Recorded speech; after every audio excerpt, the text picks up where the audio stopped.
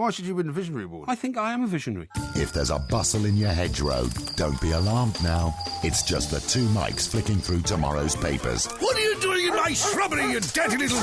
Nocturnal stirrings from the night garden of sporting news with Mike, Ninky Nonk Graham and Mike, Pinky Ponk Parry on Talk Sport. If you're up with a baby, you'll get it. Look at the light! Airtime, paper time, space time or anything. They're just nutters. Hey. Children are children. And I'm not a child anymore. And no, but I beg to differ. This is Talk Sport. We are the two mics, and I'm delighted to say that crunching into an apple to my right is Mr. Mike Porky Parry. Very good morning to you, Mr. Parry. Why are you eating the apple? He told me, I should explain, he came in tonight with an apple, proceeded to cut it in half. So we're going to conduct an experiment to see whether one is good or whether one is evil. This is true. Well, why are you eating the apple then? Well, look, you didn't tell me I had to eat the apple. No, I'm sorry about this. Look. Do you mind not eating on the apple? Sorry, you said to me that I shouldn't eat chocolate during the breaks. No, of course you shouldn't. No. Right? And you're now munching on an apple. Well, an apple's very healthy and chocolate's not. Where'd you get these apples? Well, I'm about to say to you, right, now the thing is, just to explain, the reason I'm eating the apple is because you mustn't waste food in this world. And 4 pink lady apples cost £2.76 in Tesco's. Is that where you got them? Yeah, I could have bought Braeburns. Did you buy a bag with them, 5p? No, I didn't. I took them home, actually. I was offered a bag at the reception. I said, no, thank you. At the reception? At the till. This is a special posh Tesco's you went to? No, at the till. And I said, no, I don't want your bag. Really? So I walked home holding the apples. Were they not in their own bag? Well, they were in a cardboard tray with a cellophane cover. Oh, right, OK. So, they're quite covered. You see, that's that packaging that is surplus to requirements. They weren't loose apples, if you see what I mean. Yeah. So, anyway, so what happens is, the reason I want to get these apples is because I've come across this incredible experiment which is going on. What's this going to do with football, by the way? I'll tell you about the football in a minute, because I have been vindicated. I've seen a report... Your mate Steve Sherwood's in a bit of trouble. Yeah, he is a bit, yeah. I've seen a report on Holland. You know, I said that Holland should be in the European finals and maybe at the expense of Albania. Yeah. And I've seen that caused a few problems last night. I've seen a report on Holland today which says that by this time next year, i.e. round about the time that the Euro finals will just have finished, Holland will again be one of the top 3 teams in Europe. Well, who's been writing about that? Well, a mate of mine called Paddy Barclay in the... Paddy Barclay reckons that's going to be the case. In the London Has he got a crystal ball? No, but he's a renowned expert on European football and has been talking to people over there, but anyway, look, getting back to the apple... So what? I mean, it makes no difference how good they're going to be this time next year, because by then the Euros are finished. Yeah, but somebody will have won the Euros, and it won't be Holland, because they're not in it. No, you don't understand. That means that by next summer they will be a very formidable European team again, but they won't be in the European Championship. Well, you might as well say Roger Federer might be very, very good after being knocked out of Wimbledon in the first round, and therefore, he should be back in Wimbledon the following year. Therefore, as the number 1 seed. This just proves that the selection process, the qualifying process for the European finals is flawed. But anyway, look, let's get back onto the apple for a minute. The reason I was munching that apple as we came on air is because when you pay £2.76 for 4 pink lady apples, you must let them go to waste. So I was cleaning my teeth and invigorating my palate with a pink lady. Sorry? Okay, with a pink lady apple. Yeah. To try and make myself perky for... Well, perky's not normally something you struggle with. Perky calming you down, we need. For the start of the show. But I want to explain to our listeners exactly what the apple experiment's all about, okay? Yeah. Now, if you are on Twitter and you've seen us put out a picture of our apples, we have cut an apple in two, a pink lady apple, perfectly clean apple. Mike's got one, that's MG over there. I've got one here, and they're going to be on our desk for the next 3 hours, Mine's already started going rotten. Well, it does when you cut an apple, but you can stop that. Now, what happens is, you have to lavish a lot of love on your apple for the next 3 hours. Well, I'm good at that. Seriously, to touch it with your thumb and talk to it and that kind of thing. Okay, it made more sense than talking to you. I'll explain what this is all about, because the listeners will probably think this is rather odd. It certainly is I am going to hurl abuse at my apple throughout the show. Okay, Apple? You don't impress me. You're nothing. You contribute nothing to the world and nothing to life. Now, hang on. Which is only marginally less offensive than what you normally say to me. Now, what happens is people will think that this is crazy, but it's not. We have discovered through some scientific experiments that we are unaware of the contribution that fruit makes to the mannerisms and the mental process of human beings. And what's happened is... Fruit? Yes. What's happened is there's a thing taking place at the moment. It's called the Big Apple Experiment. Nothing to do with the colloquial name for New York City, the Big Apple. Nothing to do with Apple and iTunes. It's called the Big Apple Experiment. Yeah. And what it does is it demonstrates how our negative thoughts can have a serious impact on our minds and bodies, OK? Yeah. Now, what you do is you cut an apple in half, and then, in a perfect world, we'd seal each piece of the apple in 2 airtight jars, OK? Well, we haven't got any of those. We haven't got airtight jars because you have to do that. We haven't got any kind of jars, really. No, you have to do that for the next 2 weeks. That's for a fortnight. 2 weeks? Yeah, for 2 weeks. I'm not keeping an apple for 2 weeks. No, you're not. That's what I'm saying. We're doing a mini experiment over the next 3 hours. This one's gone completely discoloured and brown. Hang on. You've gone completely mad this time, haven't No, you? I haven't. Now, what This you do... is bonkers. What you do is you put half the apple in the jar marked love, and you lavish love and affection on that half of the apple. Positive thoughts, OK? What about light? No, it doesn't matter about the light. Are you sure? Lightness and darkness is I'm putting mine in the light because I think it prefers the light. But the other half... You prefer the light, don't you? Can you just let me finish this, please? You told me to give it love. Sorry, you talked to the your apple. apple. Yeah, OK, yeah, that's fine, yeah. Well, you let me talk to the apple. Yeah, stop interrupting. I'm trying to show it some love. And the other half of the apple... to go out for lunch? The other half of the apple goes in the hate jar, and you shower it with negativity and bile. So this is my apple. Or just put it near you, in other words. You think you're a good-looking apple? I'm telling you, you're nothing. You're nothing. You don't impress me at all, you know? As far as I'm concerned... How does my half of the apple know that it's not? You're not talking to it, though? Well, because I'm talking directly to my apple. It's only a foot away from my face. Yeah, but this one's only about 5 feet away from your face. But your apple will, I think, become... It might be infected with the hatred. No, it'll become resonant with your voice. Now then, the result of this is, while the bad apple puckers and becomes rotten to the core, some people say that's me. Yeah. The good apple decays far more slowly. You've seen the time, by the way. Hang on a sec. This is according to the person who's in charge of this experiment, Nikki Owen, self-improvement guru, who devised the controversial test. She's from Aylesford in Kent, and she came up with the idea to demonstrate how negative thoughts can blight your life. And so far, she says 2,000 people who've conducted the experiment, of which 86% have seen their love apples flourish, and their hate apples have withered. I'm not surprised. Over the same Listen, time. I'm a great believer in positive thinking. I'm a great believer in being positive. I always say this to people who are negative. You know, negative attitudes will mean that bad things will happen to you. Yes. You know, I had a good example of it when I was playing a board game with the kids at the weekend.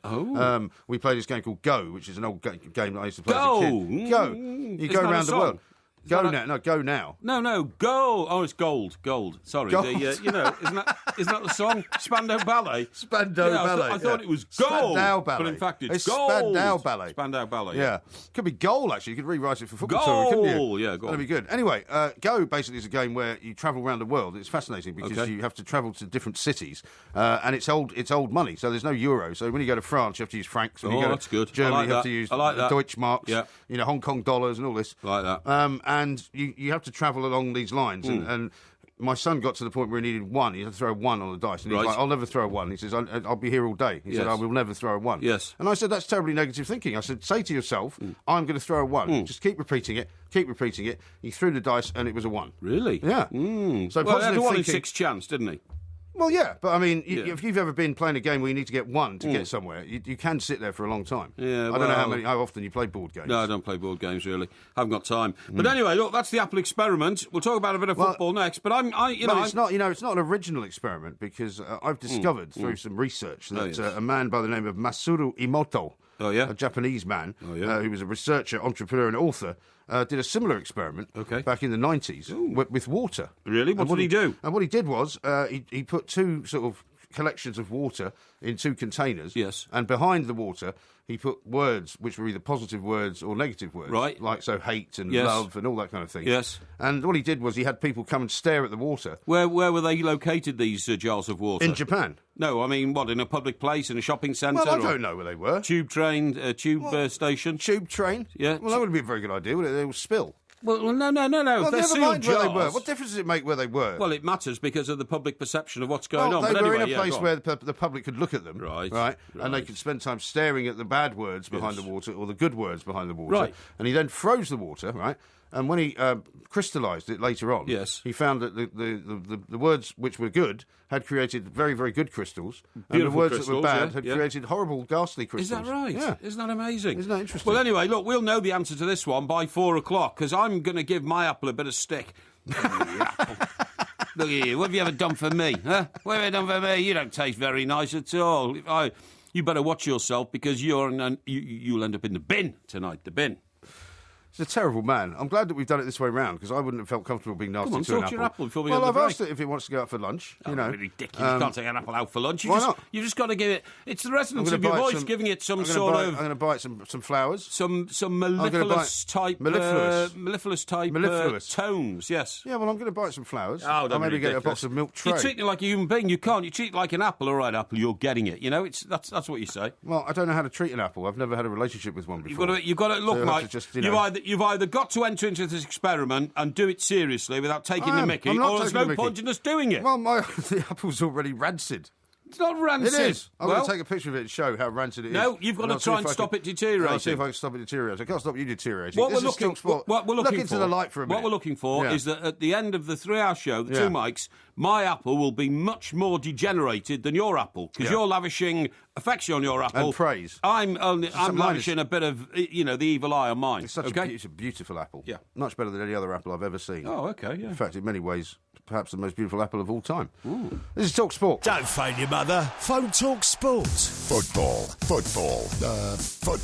on DAB Digital Radio and 1089 and 1053 AM. Athletico Radio. Talk Sport. Yeah, not far off. It's George Harrison, actually. George Harrison? Yeah. A song called Apple Scruffs. Oh, Apple Scruffs. That's from his triple album. Is it? That's called All Things Must Pass. Yes. The triple album. Yeah. Have you ever seen that Martin Scorsese documentary, by the way, that I told you to watch? On George Harrison? Yeah, it's called All Things Must Pass. Yes, I have. Very good. Yeah. Some of it's taken in the swimming pool, isn't it? Eh? Some of it's in a swimming pool. No. It is, yeah. George Harrison is swimming pool. It is definitely, honestly. No, I don't think so. Yeah, there is. But anyway, look. No. You know what Apple Scruffs was written about? I played that for my apple. That was an ode to my apple. Yeah, it's not a scruffy apple. Oh, I see. So that was a bit of affection for your apple. It was an affection for my apple. Okay. Yeah. Okay. Now I'm cradling it gently in my left hand. I'll talk to mine now. Now look, Apple, you don't get it. You don't get affection. You don't get music. You don't get anything like that. And by the way, I ain't cradling it in my hand. I'm going to smack your face down on the desk. Okay. Right. Now then. Do you know why it was called Apple Scruffs? No. The Apple Scruffs were the groupies who hung around outside the Apple offices. Oh, right. In St John's Wood. In Savile Row.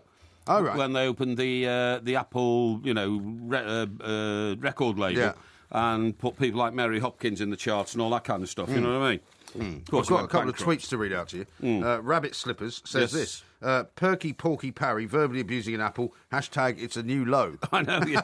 I know. Look, I want to explain to our listeners, we haven't gone completely mad, and this is not a facile experiment. I didn't make it up. It's something people are doing. They honestly believe there is a bigger correlation and a connection between the fruit world and the human world, and we're just doing an experiment tonight to find out if there's any truth in it. Simple as that. Right. Chris says, I'm going to give my apple a bit of stick. Hilariously bonkers. He's lost it. Yeah, well, as I say, it's a perfectly acceptable scientific experiment. It's being done around the world. We're simply joining in to make sure that we are up with the forward-looking theories in life. Simple as that. David says, apples. Isn't that the way Porky speaks to his birds? All right, love, you're going to get it. What? Well, that's what you mentioned in the past, isn't it? No, I mean, come on, that's a little bit tacky, anyway, isn't it? How about this? We take this seriously. Quite amused, because it's very interesting. We've sent out this picture, right, on Twitter, which you'll see if you follow us at the Two Mics. Yes. Which is a picture of Porky and myself holding two halves of an apple. Now, in the background, if you can see, there is a figure. Yes. Do you recognise that figure? Have a look, please. I'm just showing Porky the picture. Figure, that's our Newsreader Supremo. Yeah, lots of people have been asking who it is. It is. Right. Yes. And Max says, quite amused at the look of the guy in the background, looking at, like, as if to say, what on earth are these guys up to? Yes, exactly. Yeah. Well, because he's a serious news guy. Yeah, of course he is. Yeah, absolutely. That's Jake, of course. Jake.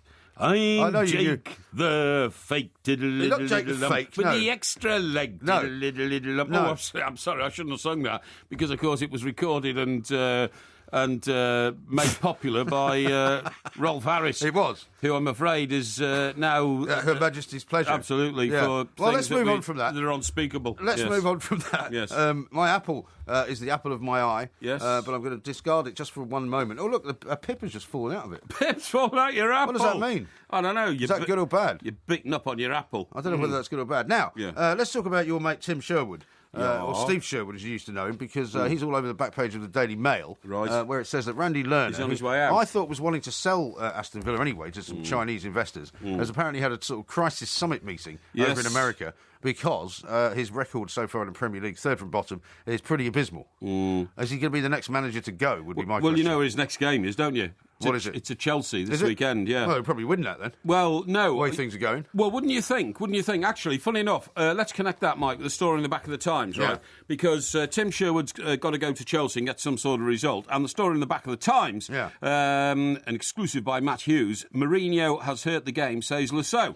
Jose Mourinho's handling of the Eva Canario affair, doctor affair, but Canero, they don't call her doctor because I don't believe she's a doctor, i.e. in the same sense as my GP. Well, lots of people do call her a doctor. Well, they do, I know. We've had this conversation before. Yeah, but I don't think she's a doctor in the sense that Dr. Nicholas Banner, who's my cardiac consultant, is a doctor. But anyway, look, I'm not in any way belittling her qualifications. Well, so Jose Mourinho's handling of the Eva Canario affair has been strongly criticised by Graham Lasso, the former Chelsea defender, who is a member of the Football Association's Inclusion Advisory Board. Lasso, writing in the Times today, expresses concern that the Chelsea manager's behaviour has damaged attempts to promote equality in football and could discourage women from seeking employment in sport. So that's Graham Lasso. What's it got to do with him, and why is he writing the Times about all this all of a sudden? Well, I think it's just been explained what it's got to do with him. He is a member of the Football Association's Inclusion Advisory Board. Yeah. So that is, I suppose, that they look out for people who are perceived to be members of sort of minority interest groups or something like that. Yeah. And therefore he's got every right to speak up. But I think I think you'll be very, very careful when you criticise Jose Mourinho because of the enormous success that he's generated in the game, the enormous interest he's generated in the game. However, that does not obviously make him immune from observations about his personal behaviour. What about this other ridiculous story, right? That Jose Mourinho has now been supposedly banned from the stadium for one game, except that it's a suspended ban, which means he hasn't been banned from the stadium for one game. Yeah, I heard the boys on the last show talking about that, and about him being smuggled in the laundry basket. Yeah, but he's not actually going to be banned. It's a suspended ban, right? So if he does it again, and if he criticises referees again, he will apparently be then banned for one game from the stadium. Yes. But as of now, he's not banned. Well, yeah, but it's a suspended ban. It's not a ban. Well, it's just like a sentence passed down in English court. You will go to jail for 2 years, but I will suspend the sentence for 18 months pending good behaviour. It's the same as that. Yeah, it means it means you're not going to jail. Well, it means that you have given a warning, a sort of Damocles. You know what the sword of Damocles is? I know what the sword of Damocles is. Hanging over your head for 18 months. Right. Therefore, you are persuaded to improve your behaviour. Otherwise, your head gets cut off. That's the. But my point is, it's not a ban, is it? Now then, I heard... It's the threat of a ban. Why are you not answering me? Because it's so obvious what you're saying. Well, no, it's not. I've just explained what a suspended sentence is. All the papers are saying that he's been banned from the stadium. He will be banned if he doesn't improve his behaviour. No, but they're all saying he's been banned. He has been delivered a banning sentence, but it has been suspended. Are you too thick in your noddle? You're not talking to the apple now, you know. Right, I'm going to talk to the apple, OK? You're just like my broadcasting partner, Mike Graham. Thick as my fridge door. Right, now then, what I was going to say is, I heard young Cundy talking about smuggling into the dressing room. Yes. In a laundry basket. He doesn't believe the story, does he? It wasn't a laundry basket. Right. It was a wheelie bin. And he was trundled into the ground. But Jason was saying that he doesn't believe the story actually happened. No, it did happen. It's apocryphal stories. No, it did happen. How do you know it happened? I've spoken to a witness to the event. A witness? Yes. Who was that? I can't tell you, but he was trundled into the dressing room in a large wheelie bin. Well, wouldn't a wheelie bin have looked a bit obvious? No. Surely the point of a laundry basket was that you could have laundry in it. You wouldn't be wheeling rubbish into a dressing room, would you? No. You don't understand, Mike. At big stadiums all over the world, they have these oversized like wheelie bins, and what goes in them are things like towels, kit, supplies to be wheeled out to the various oranges, maybe concessions, maybe, or water or whatever. And he was wheeled in one of those. Yeah, definitely. Yeah. It happened. So you believe it to be true? I believe it to be true. I believe my source to be exemplary in that particular direction. Now the other managerial story that we have to get to, because we're going to talk in a moment to Tommy Smith from ESPN, is Manuel Pellegrini. Tommy Smith, what a legendary name that is in English football. It's not Tommy Smith, the Liverpool player. You know what his book was called? What was it called? Anfield Iron. Yeah, I'm not surprised. Do you know why? He had an amazing reputation, didn't he? The joke they used to make about him on Merseyside was Tommy Smith wasn't born. He was quarried. He had a face. He did look like he was quarried. Oh, he did. I mean, his face was... I mean, it was like the surface of the moon. I know. You know, it looked like he'd had some... He never smiled either, did he? He never smiled. It looked like he had some terrible skin affliction since the age of about 4. Yeah. Pockmarked, we would call it. Yeah, pockmarked. Yeah, his face was... Actually, what could you describe his face as looking like? Like a battered old football, really. Yes. You know what I mean? Or something like that. He was some defender, though. Yeah, mind you shouldn't be talking ill of Tommy Smith. He was a legend on Merseyside, and I think he had terrible trouble with both his knees. He really did. As a result of the amount of effort he put into the game in the 60s and the early 70s. Yeah, I'm pretty sure I saw him play. I saw him play loads of times. Yeah, when he was playing. Well, when he was in the Liverpool team playing against Everton. That's not the Tommy Smith we're going to be talking to. So no. It's all very well waxed. There was another Tommy Smith who made a huge international mark on sport. Tell me about him. Tommy Smith. It's not the one from the Black Power salute, is it? It absolutely was. The Black Power salute in the Olympics. Yeah. Would that have been in Mexico in 60... It might have been in Mexico. 68, yeah. I think it might have been, yeah. Might well have been. You're impressed that I knew that? Yeah, I'm very impressed. Thank you very much indeed. Anyway, we're not talking to him either. It's a different Tommy Smith. Okay. This is Talk Sport. We're talking to Tommy Smith next.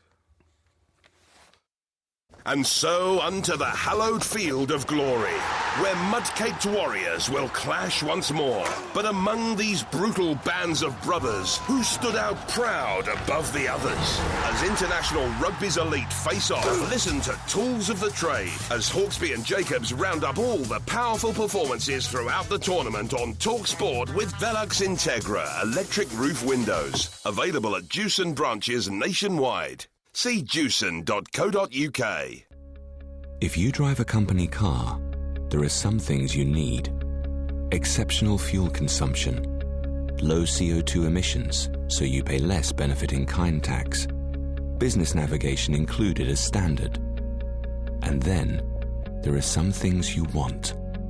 Striking aesthetics, sportline styling, star-spoke alloy wheels, sport leather seats.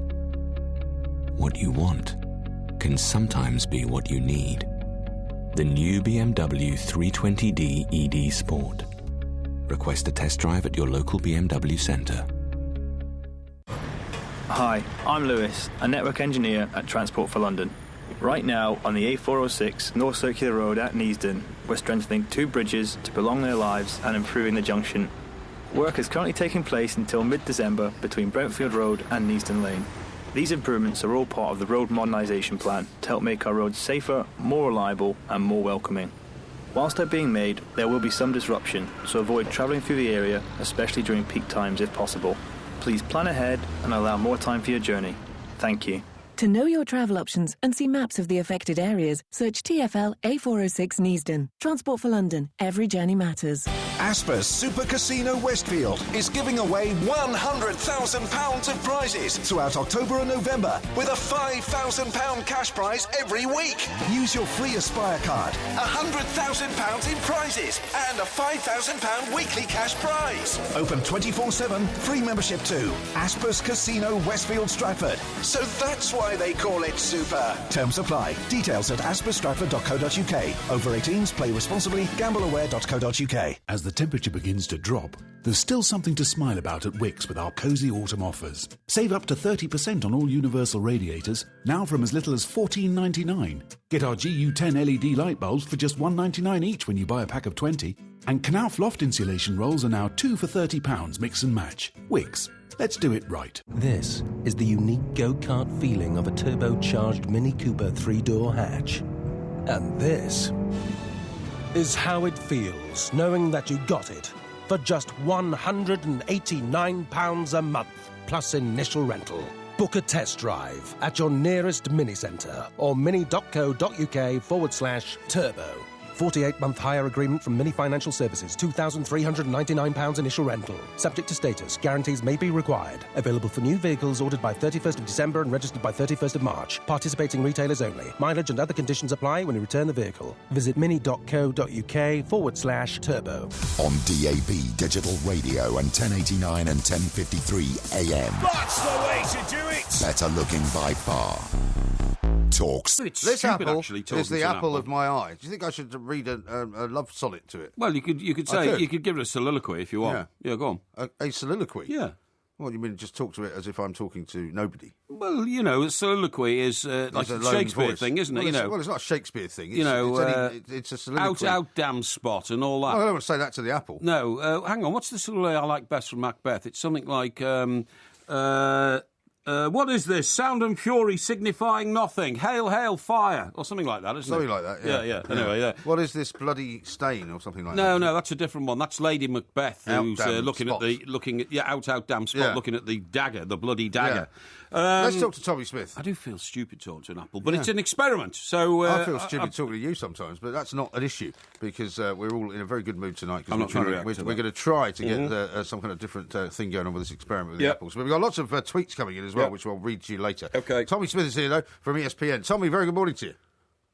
Good morning or good evening. In our part, it's still only 8:35, but I guess maybe you were better talking to the apple. I don't know. Yeah, well, I mean, sometimes I do think I'd be better talking to a piece of fruit than my partner here on my right. I'm not going to There's one of those terrible kind of middle of the international break scenarios going on here. Let's start with Holland because Mr. Parry claims that Holland should be at the Euros because of the fact that they've got this great history of playing football and doing well in big tournaments, and that sometime around about the summer they're going to be as good as they ever were, so they should be included. What do you think of that madness? Well, the rules are the rules. You play to them. If you don't qualify, you don't qualify. That's it. I mean, I would love to see Ireland there too, but they have to go through a qualify. I mean, they beat the world champions in Dublin and they drew with the world champions in Germany, so maybe that entitles them to be there as well. But, seriously, I think you play to the rules. And, I mean, the Dutch have a history of... combustion inside. I mean, apparently there's a lot of problems in that camp, and they're even having a go at Memphis now. I mean, there's a lot of the older players having a go at Memphis, saying that he's read the papers and he believes that he's a star, but he hasn't delivered it on the field. So that's obviously one of the things. But it's nothing new from the Dutch, isn't it? How many times have you guys seen the Dutch with a brilliant team, yet now they go home well before the tournament is over? Yeah, but on the other hand, Tommy, historically, under the Cruyff era, and even as recently as the World Cup before last, the Dutch get all the way to the final, and they're a tiny nation. This is a tiny nation of sort of 5 million people, who are really, really punching above their weight because... Just like some nations like Kenya develop people who are great runners, so the Dutch develop great footballers. And I think it's going to be a damn shame that we're going to be denied their brand of football at those championships. But that's another story. The story about the championships is going to be, are there too many teams there? And will it turn out to be a little bit like the present Rugby World Cup, where there will be some very, very strong teams and some minnows who'll get battered all over the place? Yeah, you have to imagine that there will be a few minnows. I'm not sure that there'll be the same kind of minnows as Namibia is or something like that in the Rugby World Cup. But there will be a few minnows there. And, I mean, when you expand the tournament like they have expanded it, and, I mean, it's all the more shame on the Dutch. I mean, they expanded this tournament and then the Dutch couldn't get into it. So, exactly. I mean, who are you going to leave out and let the Dutch go instead of their place? I mean, who are you going to say, well, you don't deserve to go, but the Dutch does deserve to go? That's right. We got into a bit of trouble last night because you said Albania shouldn't go. We're not going to revisit that one. Let's talk instead. No, I wouldn't revisit that. No, Albania is not a bad team. Yeah, no, you're right. We should be talking here, Tommy, about the worldwide impact of Mr. Klopp going to Liverpool. Klopp joins the COP. How's that resonated around the world? Well, it certainly has created a lot of phone calls here with the show I do with Rodney Marsh every morning. We do 2 hours, and I mean, there's been a lot of Klopp to the COP or the COP to Klopp or whatever the heck it is. But I have been, I've been warning Liverpool fans. Remember, Mr. Klopp did a great job at Borussia Dortmund, but Mr. Klopp was with Borussia Dortmund 5 years before he made any impact on them. Yeah, he was there 7 years altogether, wasn't he? You're absolutely right, yeah. Yeah, so, I mean, there was 5 years that Klopp spent rebuilding Borussia Dortmund to what he wanted them to be. Now, are Liverpool fans willing to spend that kind of time? I mean, it's almost like I don't think the owners are going to want to spend that kind of time, are they? Yeah, well, you wouldn't know what the owners do. I mean, they went with Brendan Rodgers for a long time too, and you wouldn't really, if they're going to pay another man a big sum of money, are they just going to walk away and let him walk away with the money as well? I think Klopp's fairly, I think he's fairly safe in that respect, that they're going to leave him there for a while. I don't think it'll be that he's inactive or anything in his first few years, but the general feeling is there's so much needs to be done at Liverpool to turn them into anything like even a top 4 contender in the Premier League that it can't be done in the short term under any circumstances. No, and that's the problem. I mean, if you listen to the Liverpool fans, and I've listened to a lot of people as well talk about, Klopp is arriving, Liverpool's going to be fine. Keep in mind, this is not Klopp's team. This is Brendan Rodgers' team still. Sure. These are the players that Brendan Rodgers bought. Klopp can't buy any players yet. So what can he do? Only use the players that Brendan Rodgers has? Is he that good of a coach? Is he that much better than Brendan Rodgers that he can get so much more out of these Liverpool players? I think these Liverpool players are very limited. Yeah, I think you might well be right. Do you think, Tommy, there's going to be a bit more kind of action from the owners this year? We're hearing, reading on the back pages of the papers this morning that Manuel Pellegrini's been told, you better win a trophy this year or else, because we're not going to put up with another trophy this season. We're also hearing Tim Sherwood's been put under the cosh somewhat because Randy Lerner's had a sort of summit meeting in America with some of his top executives. Do you think we're going to be seeing a few more managerial heads rolling before the end of the year? Well, we have, we have been given it on good authority that Pellegrini's gone at the end of the year. Guardiola's coming at the end of the year no matter what happens. Pellegrini got that extension to the end of the year, and he was told that's going to be it. Pellegrini is out, Guardiola's going to come in, and the rumours are that maybe Ancelotti is going to go to Bayern Munich. So we'll see how that happens, but there is going to be I think there'll be a lot of movement in the second half of this year in terms of where managers go and come. Tommy, what is the general view now from that side of the pond in America about all these American owners piling into the Premier League? Because it hasn't actually, apart from the Glazers at Manchester United, it hasn't worked out for anybody. It hasn't worked out at Sunderland. It hasn't worked out at Villa, where Randy Lerner's been trying to flog the club for about 3 years. It hasn't worked out at Liverpool for successive American buyers yet. They're now saddled with a massive rebuilding operation under Klopp, which we've just talked about. Didn't work out at Fulham either, did it? Didn't work out at Fulham. They've sunk down 2 leagues almost since the takeover there. So what is the general view now about these whiz-kid American businessmen piling into the Premier League and not actually getting a return? Well, because most of them owned another team. I mean, most people feel that some of this is all a big tax dodge, and they're squaring one books off against the other. They're using the taxes against one the other, and the feeling is that the big money that's handed to the Premier League teams every year from the television deal is what's keeping them there, and they're just going for the money. And, but they're not. But Tommy, sorry to interrupt. I don't get this as a business statement. Nobody who runs a Premier League football club makes money. All the money given to the Premier League bosses by the TV companies has to go on acquiring the best possible players to make the club competitive. Nobody walks away with a £20 million a year profit for running a Premier League club. Manchester City, after 8 years of ownership, have turned a profit for the first time of a few million quid, but, that's after £1 billion of losses. Nobody makes money out of Premier League clubs. No, I wouldn't say that, but I'm saying that there is so many loopholes in taxes when you start dealing with the taxes in America and the taxes in England. Surely you've heard of... sorry, Tommy, I'm sure you've heard of people having tax write-downs and running businesses which are lost leaders, and they like the glamour, and they've got plenty of money coming through. I mean, what about Stan Kroenke, Tommy? I mean, he's just received a £3 million payment from Arsenal. I mean, he doesn't own anything massive in America, does he?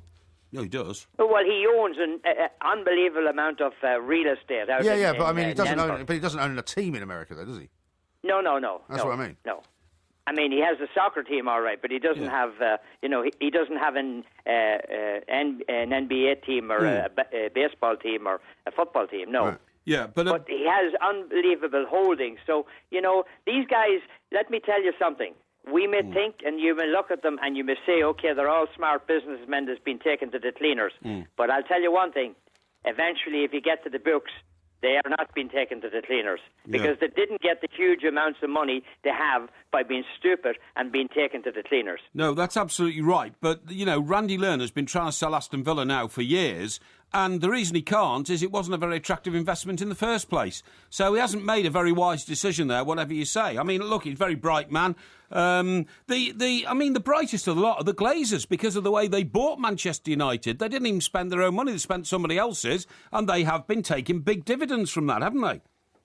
Oh yeah, I mean they have done very well with it. I mean, what is there? I mean, what faults would the Glazers find with being in England? I mean, they have made money, and you know, Manchester United's on the New York Stock Exchange. Yes, there's so many different things. I mean, you can't compare Manchester United to Aston Villa. I mean, Aston Villa was a spoiled product from the beginning, and like you said, you know, he didn't make a very good business. Didn't make a very good business deal buying it. No. But like, I'm not sure what else he had going in his life at that time, or what he uses Aston Villa for. Okay, he's trying to flog them. He just put them on the market. He's trying to flog them for a long time now. Yeah. But who knows what he's doing with it? Quite right. And who knows who's going to buy him. Tommy, listen, thank you very much indeed, as ever, for joining us. Tommy Smith there from ESPN. A couple of people have texted in and tweeted in, by the way. You can text into 81089, tweet us at the two mics. Yeah. Both Nick and Jolly say 17 million people live in Holland, not 5. What? You plank. What? There's not 5 million people, it's 17 million. It's 5 million people around Amsterdam. Is that what you're saying? Yes. OK, yes. I think you're wrong about that. No, I don't think I am. You are wrong about it. We'll be talking more to the Apples, we'll be talking more to each other, and we'll be talking more to you coming up next on TalkSport. You only live twice, or so it seems. One life for yourself and one for your dreams. This is TalkSport. We are the two mics. Got quite a few tweets to read out to you before we get to the similarly formed James Bond theme there. We'll get to that in a minute. Tony says we should have a transfer window for managers, summer to January, or maybe January, to stop the chopping and changing. It's a downside to the Premier League. I don't agree. I think it's great when managers get fired and a new one gets hired. I think it invigorates the Premier League. I totally agree. What I would say is don't introduce a window for managers transfers. Just get rid of the window for players' transfers. It's the most corrosive element in football today because it completely skews the value of players on the basis that the closer you get to the window closing... The more panic buying sets in, the higher the value of the player goes up, but it's a completely false value. Although, I mean... It's a value based on supply and demand, not on the ability of the player. And also, do you remember all those people who were going on about Martial coming into Manchester United and how ludicrous it was that they were spending 36 million? I do. That's starting to look like a bit of a bargain now, isn't it? I do, and indeed, you're absolutely right. Yeah. And also, John Stones... let's ratchet it up from 20, which was a despicably dismissive initial offer. Got up to about 34. Everton still said no. Yeah. Now, had they decided, well, that's probably the best we're going to get and the transfer window's closing, he'd have gone for 34. John Stones will go for 80 million next summer. Well, that would be crazy, wouldn't it? If he goes. That would be crazy for a defender. But he'll Madness. I don't think he will go. I think Everton's shown so much will, but he'll be worth 80 million, and that in itself, bearing in mind... If Chelsea don't get any better, he might not want to go. Other clubs like Manchester United might come in and something like that. But what I'm saying is, because Everton was so resolute, John Stones will be worth £80 million next summer, in my view. He'd been established England international after the Euro Championships in France. And that in itself, Mike, you say, I know you don't understand economics like I do, but I mean, I studied economics at university. I studied economics at A-level. Yes, I did. At A-level? Oh, at A-level, yeah. A-level? Yeah, I got a C A-level pass. Economics is not very complicated. Yeah, well, anyway, what I'm saying is, because players are the major asset of a football club, if John Stones is worth 80 million quid, that means Everton are... 80 million quid better off than when they bought him for £2 million from Barnsley. Yeah, but the big question will then be, will Bill Kenwright then sanction 78 million quid to be spent on players to come in, or will he use the money elsewhere? I don't think we'll sell him. I'm serious. What I'm saying is... What are you talking about then? Well, what I'm talking about is this, because I thought you said you studied economics. If you've got a higher valued asset worth £80 million, you borrow against that, don't you, to go and buy other players, you numpty. Well, you can't borrow against money you haven't got. You what? You can't borrow against money you haven't got. You can borrow against your assets. You know that as well as I do. Yeah, but if you walk into a bank and say, I've got this guy, I think he's worth 80 million, they'll go, no, he isn't. He's worth 30 million, we'll give you that. Yeah, but if the market says if Everton had an offer for 80 million, which is what it's all about... Well, it's all pie in the sky. Hey, listen, Go back to talking to your Apple for a minute while I read out some tweets. Actually, funny enough, okay, Apple, you're getting it, okay? You've been throwing vileness at me. I don't like you, Apple, you're getting it. Now, if we put a picture out... I've just sent a new picture out because what I decided to do is to have an interim look because we've been nearly going at the apples for an hour. So I've got you holding each apple. That's right. And what I want people to do is look at the picture and see whether they can tell which one has been abused by you. Exactly. Because it technically should look a little bit more withered. Exactly. So have a look at the picture on guess. On the two mics. Guess. Now, here's one from Paul, who's tweeted, Porky's now abusing fruit as well as Albanians and women. Where will it end? Where will it all end? Jerry says Porky's talking absolute cobblers again, not his word, my word. All is well in the cosmos. And Steve says the Apple thing is right. Your thoughts of positive and negative affect how you live. Read the book titled The Secret. It's true. And do you know what? This extends to the idea that Prince Charles used to talk to his plants.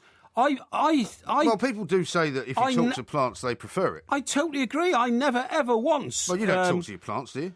Well, I haven't got any plants that need talking to. What about on the roof garden? Yeah, but I don't go out there in the rain and talk to them. It was raining today. Was it? Yeah, it was raining, yeah. It was raining where I was. Oh, it was raining where I was. No, what I was I had a terrible day, actually. I'll tell you about it later.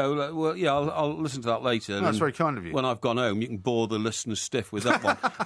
What I was going to say is that originally, the original story appeared in a magazine called Private Eye, a satirical magazine. A magazine called Private Eye? That's Do you think everybody knows what Private Eye is? Probably not, because only the elite... It's a bit like saying, in a newspaper called the Daily Mirror. No, only the elite in media circles read Private Eye and understand what it's all about. That's rubbish. But anyway, let me just Private finish. Eye is a widely circulated magazine. Sold in all good newsagents' outlets, and loads of people read it who had nothing to do with newspapers. Let me just tell you. There was a small paragraph in which it said Diana, Princess of Wales, has described Prince Charles as potty because he talks to his plants. That was one paragraph. Yeah. And then people picked up on that from years. But of course you talk to your plants. People, when they water their plants... You just said you don't. I do, but I'm not today when it's raining. It's raining, yeah. So you don't talk to the plants when it's raining? Well, I don't really talk to the plants because... What do you say to them?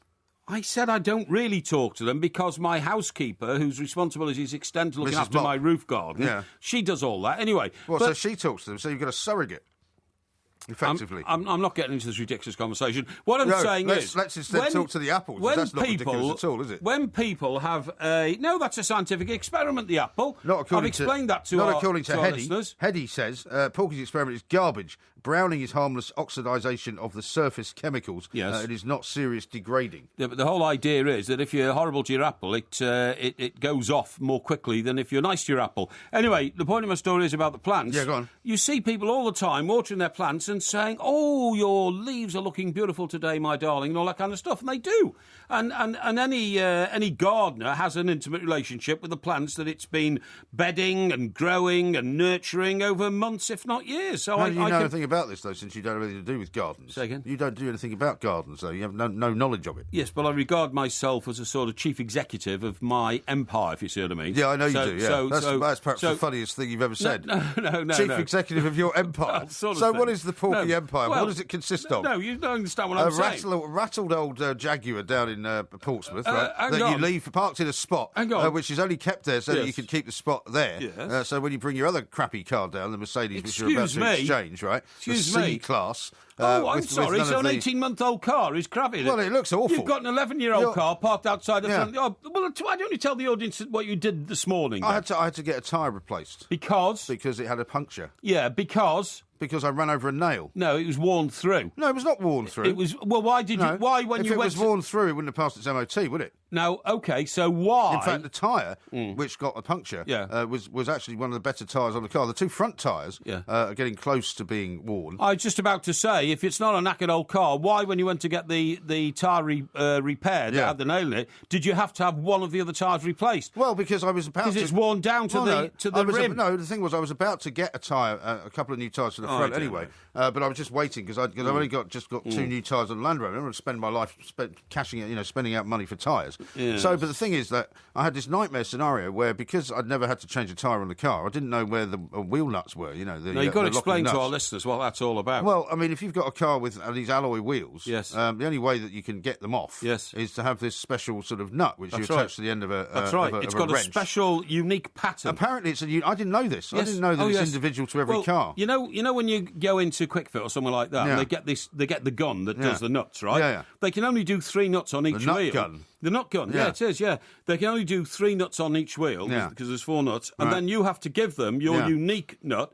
which they put on the end of the gun, because that uniquely fits into the 4th socket. Well, you see, I didn't know it was unique, right? So anyway, so when I rang to get somebody to come and replace the tyre and put What a an spare irresponsible car owner. Well, not really. I just it was. I couldn't remember if the guy showed me where it was. He probably had when I bought it off him. Yeah. Anyway, they said, have you got the wheel nut? I said, no, I don't think I have. Yeah. And they said, well, in that case, we can't change the wheel. Yes. We'll have to make the. And you didn't know this before you rang them up? No. I said, you're going to have to. They said, we're going to have to recover. We're going to have to recover the car. And I said, how what do you mean? You get through the day? Do you want to hear the story or not? Yes, I do. Yes. I said, what do you mean? I have to put it on the back of a truck? And they said, yeah. And I said, where are you going to take it? And they said, we'll take it to a garage of your choice. And I said, will they be able to undo the nut then? And they said, no. No. They won't be. You'll have to call them and find out. So I rang QuickFit and I said, look, I'm going to bring a car to you because I need my tyre replaced, but I haven't got the nut. Right. So will you be able to fix it? And they went, no. We won't be able to do that. Yeah. And I said, well, what does this mean? So I actually was sitting there, and it was about 9:30 this morning. I thought, so I'm now stuck with a car that I can't get the wheels off. And I might as well just drive it into the river. You just stagger from one crisis to another in life, don't you? You really do, honestly. No, I mean, luckily, in the end... One of these days, you're going to have to take responsibility for your own actions, honestly. I always do. In the end, I found the wheel nuts. Soon your children will grow up and need, parental guidance. My children have grown up. My children have grown up. We'll need parental... My daughter's nearly 25. Yeah, I'm talking about your 2 young sons. They'll need parental guidance on how to get into that part of their life. What's it called? Adolescence, that's right. Adolescence? You remember that? Yeah, a long time ago for you. Yeah. And they've got a father guiding them who can't change a wheel on his car, who smokes incessantly and is going to get emphysema. What's smoking? Emphysema. Yeah, emphysema. They're going to get emphysema. Whose drinking habits defy the logic of medical science. I've seen the time. And frankly, whose attitude to life is one of, extreme recklessness. Yeah. Well, at least I don't go around abusing fruit. Could be worse. Not abusing fruit, are we? I'm telling you, Apple, you're getting it. Have you smoked your apple lately? Yeah, no, I've been stroking it. This is TalkSport. We are the 2 mics. There will be a podcast coming out a little bit later on. See, the trouble is, right, whenever I try and tell a story about something that's happened to me that people are interested in hearing, there's never any time for me to finish the story off. I didn't even get a chance to finish that story off. Well, finish it off in a minute. But the last story I tried to tell you, it took 3 hours. Yeah, it did. Because you're constantly interrupting me, you're constantly, talking over me, and, people want to hear my stories, not just yours. Yeah. Can I just point out a matter of fact, please? Before... Yeah, well, why not? Yeah, go on. I'd love you to finish... How's your apple, by the way? OK, you're getting an apple, all right? Now, listen. I don't think the apple believes you. I'm telling you, this apple is going off pretty rapidly, so... I think you're affecting mine as well. I think mine's the experiment's working. And by the way, Apple, you're not going to be treated nicely at the end of this show, OK? An apple should be eaten, but you're not getting eaten. Do you know what's happening to you? You're going out the window, down 6 flights, pal, smashed on the pavement below, OK? Think about that for the next 2 hours. Some people have sent in a couple of tweets saying, I'm surprised that you didn't bring the apples in tins. Yeah, well... You get tinned apples. I don't think you can. You can. Somebody sent a picture of them. Granny Smith slices. Oh, really? I didn't know that. I do sometimes buy those little bags of sliced apple, which are very nice to munch on. Really? And I do have, I have to admit, a couple of tins, quite large tins, of mandarin oranges at home. Large tins? Oh, yeah. Well, how large? Oh, lovely. I mean, I love mandarin oranges in mandarin orange juice. Honestly, they're great. Mixed with pineapples. Why don't you make a mandarin orange flan while you're at it? Well, maybe I could. Yeah. Now, listen, I've got to point out something very important. Yeah, go on then. Now, we had our guest on, Tommy Smith, Smith, yes. from ESPN. That's right. Delightful chap, Irishman. Certainly Irish, from the Emerald Isle, the old country, and all that. And he works with our great friend Rodney. Mr. Marsh. However, I think he must have had a bit of a mental blip, because dozens of our correspondents have pointed out that Stan Kroenke... Kroenke? This is Nathan, for instance. Kroenke, yeah. Kroenke it is. Kroenke.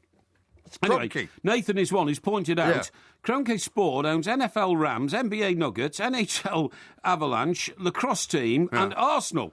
Tommy Smith got it wrong. Yeah, well, that's extraordinary, isn't it? I think it was a mental aberration. Yeah, he must have maybe thinking I was... He's not the first one. For instance, Westrin says...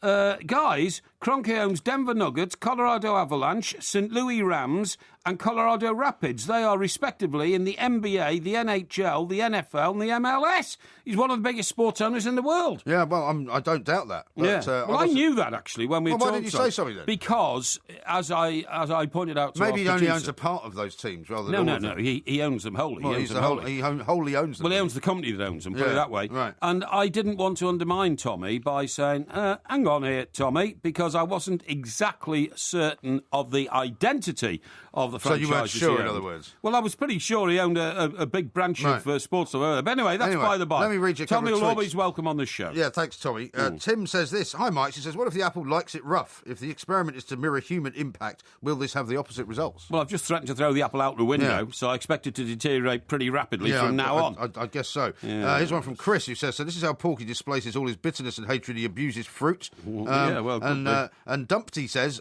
you should look at mindfulness. Famous people and US Marines are using it to control their emotions. You've talked about that before, haven't you? Mindfulness, yes, I have indeed. And how about this from Ian? He says, we used to have the game of Go. It was brilliant. Different cash, collecting souvenirs, great game. Can't get it now, not available. Yeah, well, luckily, I've actually kept the game from my childhood. So the game that I play with my kids, the board game, is how the one... How did you manage to keep that for 40-odd years? Well, because what happened was I think I kept it initially at my parents' place, right? And then when I had my first set of kids, who were obviously, are now in their 20s, we used to play it there.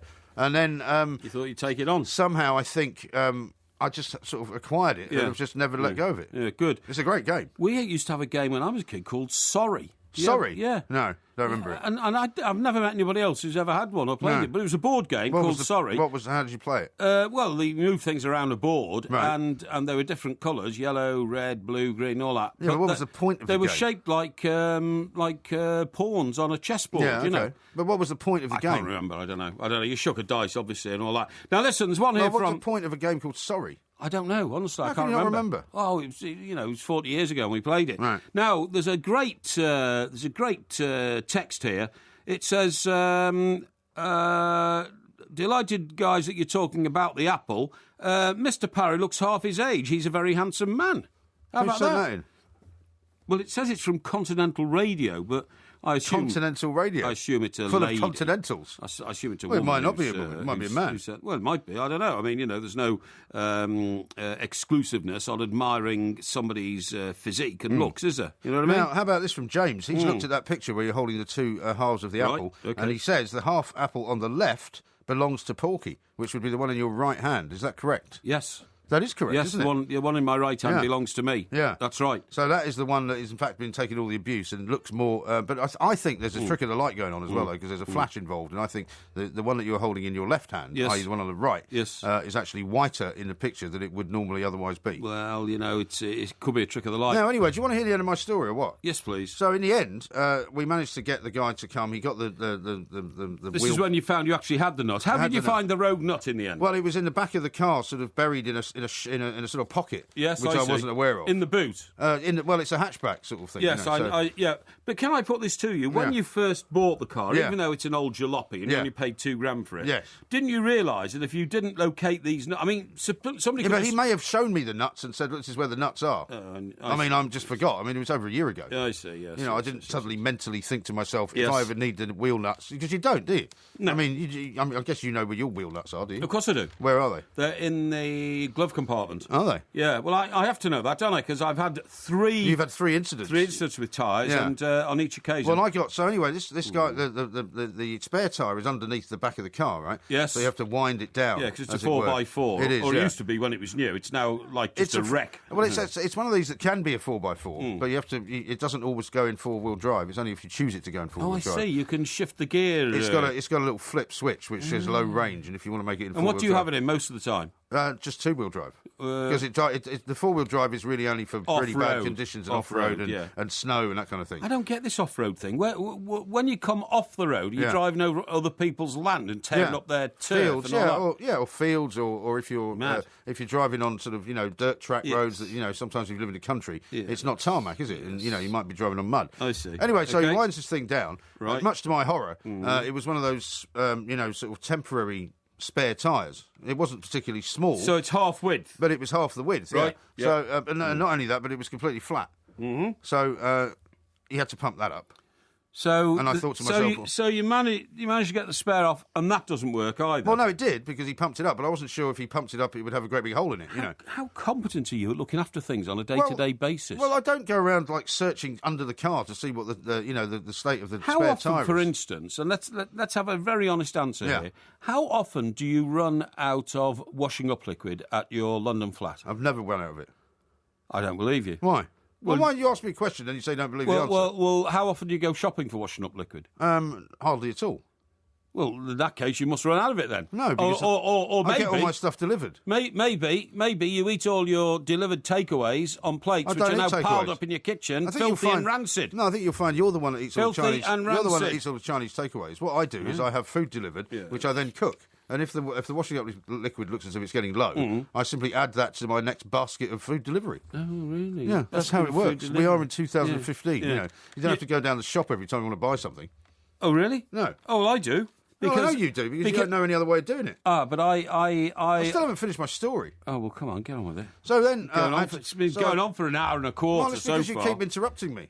So anyway, I had to drive it then. I thought, well, I'll drive it to Quick Fit. But I was a bit annoyed with them, because I thought, these are the second time they've turned me down for some work, right? Because they said they couldn't fix my brake light unless, I used one of their lights, which they didn't have. Yes. Now they're saying, well, we can't change your tyre for you. So I thought, I'm not going to do that. So instead, I saw this sign for, cut price new and partially used tyres round the back of South Bermondsey, underneath the arches of the railway station. I found this amazing, like an Aladdin's cave of tyres. And the guy, not only was he able to fix the tyre that had the nail in it... So this guy was an Albanian? I don't know, he might have been. He was an Eastern European character of some description. Had a conversation with him about our debate last night about Albania being in the European Championship. Well, I don't know if he was Albanian. He might have been Albanian, or he might have been... Why didn't you ask? Well, I didn't ask him because I didn't want to interrupt his work. Don't you make conversation with workmen? I do. No. With artisans all the time. Artisans? Yeah. No, I left him. How's it going? How's the job? No, I left him too. I went and had a cup of tea in a local cafe. Yeah, you see, I wouldn't do that. You see, the reason I talk to artisans, Mike... Artisans? Yes. You're such a snob. No, that's it's an old-fashioned word for workmen, worthy labourers of toil, that sort of thing. People you look down on. No. You do. But I ask them all the time, because I've got my finger on the pulse of the economy. So I say to the taxi driver, how many customers you had today? To work out, when I go to the hairdressers, because that's another great barometer for the economy. The hairdressers? Yes. How many customers have you had this week? What? How often do you go to the hairdressers? Whenever I go. So once a month, once a year? Well, it depends. I mean, I went recently because we filmed our new DVD video, and I wanted my hair to look good. Spent a lot of money on get my hair into shape. You're always whinging about the time. I still haven't finished the story. Well, come on, finish it. There's no time now. Finish it. There's no time. Finish it. Coming up, we might finish the story. We'll talk about James Bond as well. This is Talk Sport. The all-new Easy Play Selco Predictor. With more prizes, more often, and more chances to win. £1 million. And as if that wasn't enough, play Beat the Presenter to win a spectacular additional Predictor prize. This week, try to outpredict me, the mighty Mick Quinn, and you could win an amazing Samsung Galaxy tablet. It's boss. Download the new Selco Predictor app now on your smartphone. Play it in the van. Play it on the can. Play it with your gran. Sign up now at talksport.com/predictor. An exhilarating drive is a given in the new BMW 320d ED+. But if you drive a company car, you might ask, what else is a given? First, there's exceptional fuel consumption from BMW Efficient Dynamics. Then there are CO2 emissions as low as 99 grams per kilometre, so you pay less benefit-in-kind tax. And there's more. BMW Business Navigation is now included as standard. Thrilling on the road, outstanding at the fuel pump. Request a test drive at your local BMW centre. Figures may vary depending on driving style and conditions. Do you hear that? An entire DFS workshop filled with craftspeople poised to hand-make any sofa you choose from the half-price new season collection. And that's the sound of another sofa, ready to be delivered to someone's home before... you know when. Half price, 4 years interest-free credit and guaranteed Christmas delivery. DFS. 0% APR representative. Of wet and cold with a possibility of hail in some parts. By lunchtime, it'll dry up before the temperature drops, bringing the possibility Our of... weather changes so quickly, it's impossible to find the right tyre to suit every driving condition. Until now. ATS Euromaster bring you the Michelin Cross Climate Tyre, the first Michelin tyre of its type to combine summer and winter technologies, helping you cope with the UK's unexpected weather, even snow. Arm yourself for every weather condition at atseuromaster.co.uk. ATS. You're in good hands. How can apprenticeships help grow your business? I'm here with Shelley Thompson, training manager at Angels the Costumiers, to find out. Having apprentices is a win-win situation. It gives us young, enthusiastic talent, and it gives them an entry point into a very difficult industry. Having apprentices does meet the need of our business because it gives us a pool of very well-trained staff who are ready when we need them.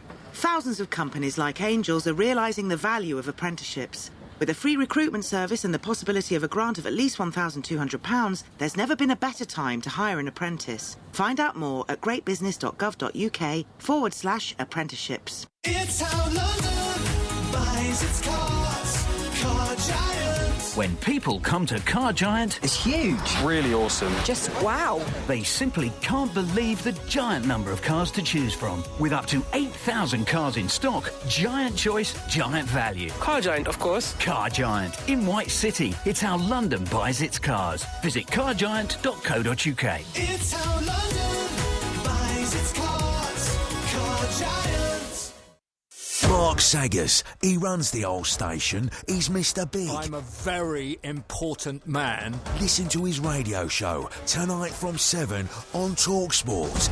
Do you comprehend, eh? Right. Well, we are the two Mikes. Coming up in a little while, we'll be talking to a man who's building a city out of a $1 billion investment, but which no people are going to actually live in. We'll tell you all about that. Nobody will ever live in that city. It's going to be fascinating. Amazing, yeah. Now, that's another Bond song. We didn't actually get around to talking about James Bond because we ran out of time in the last hour. Yeah. But you've got some kind of survey in front of you, haven't you? This is in today's edition of the Times. I'm not claiming it for myself, but it's one of the most comprehensive surveys of the Bond culture ahead of the release of Spectre, which I think is at the end of this month, right? I think it is, yeah. By the way, did you see pictures of Daniel Craig doing landmine work today? No. Yeah, landmine work, yeah.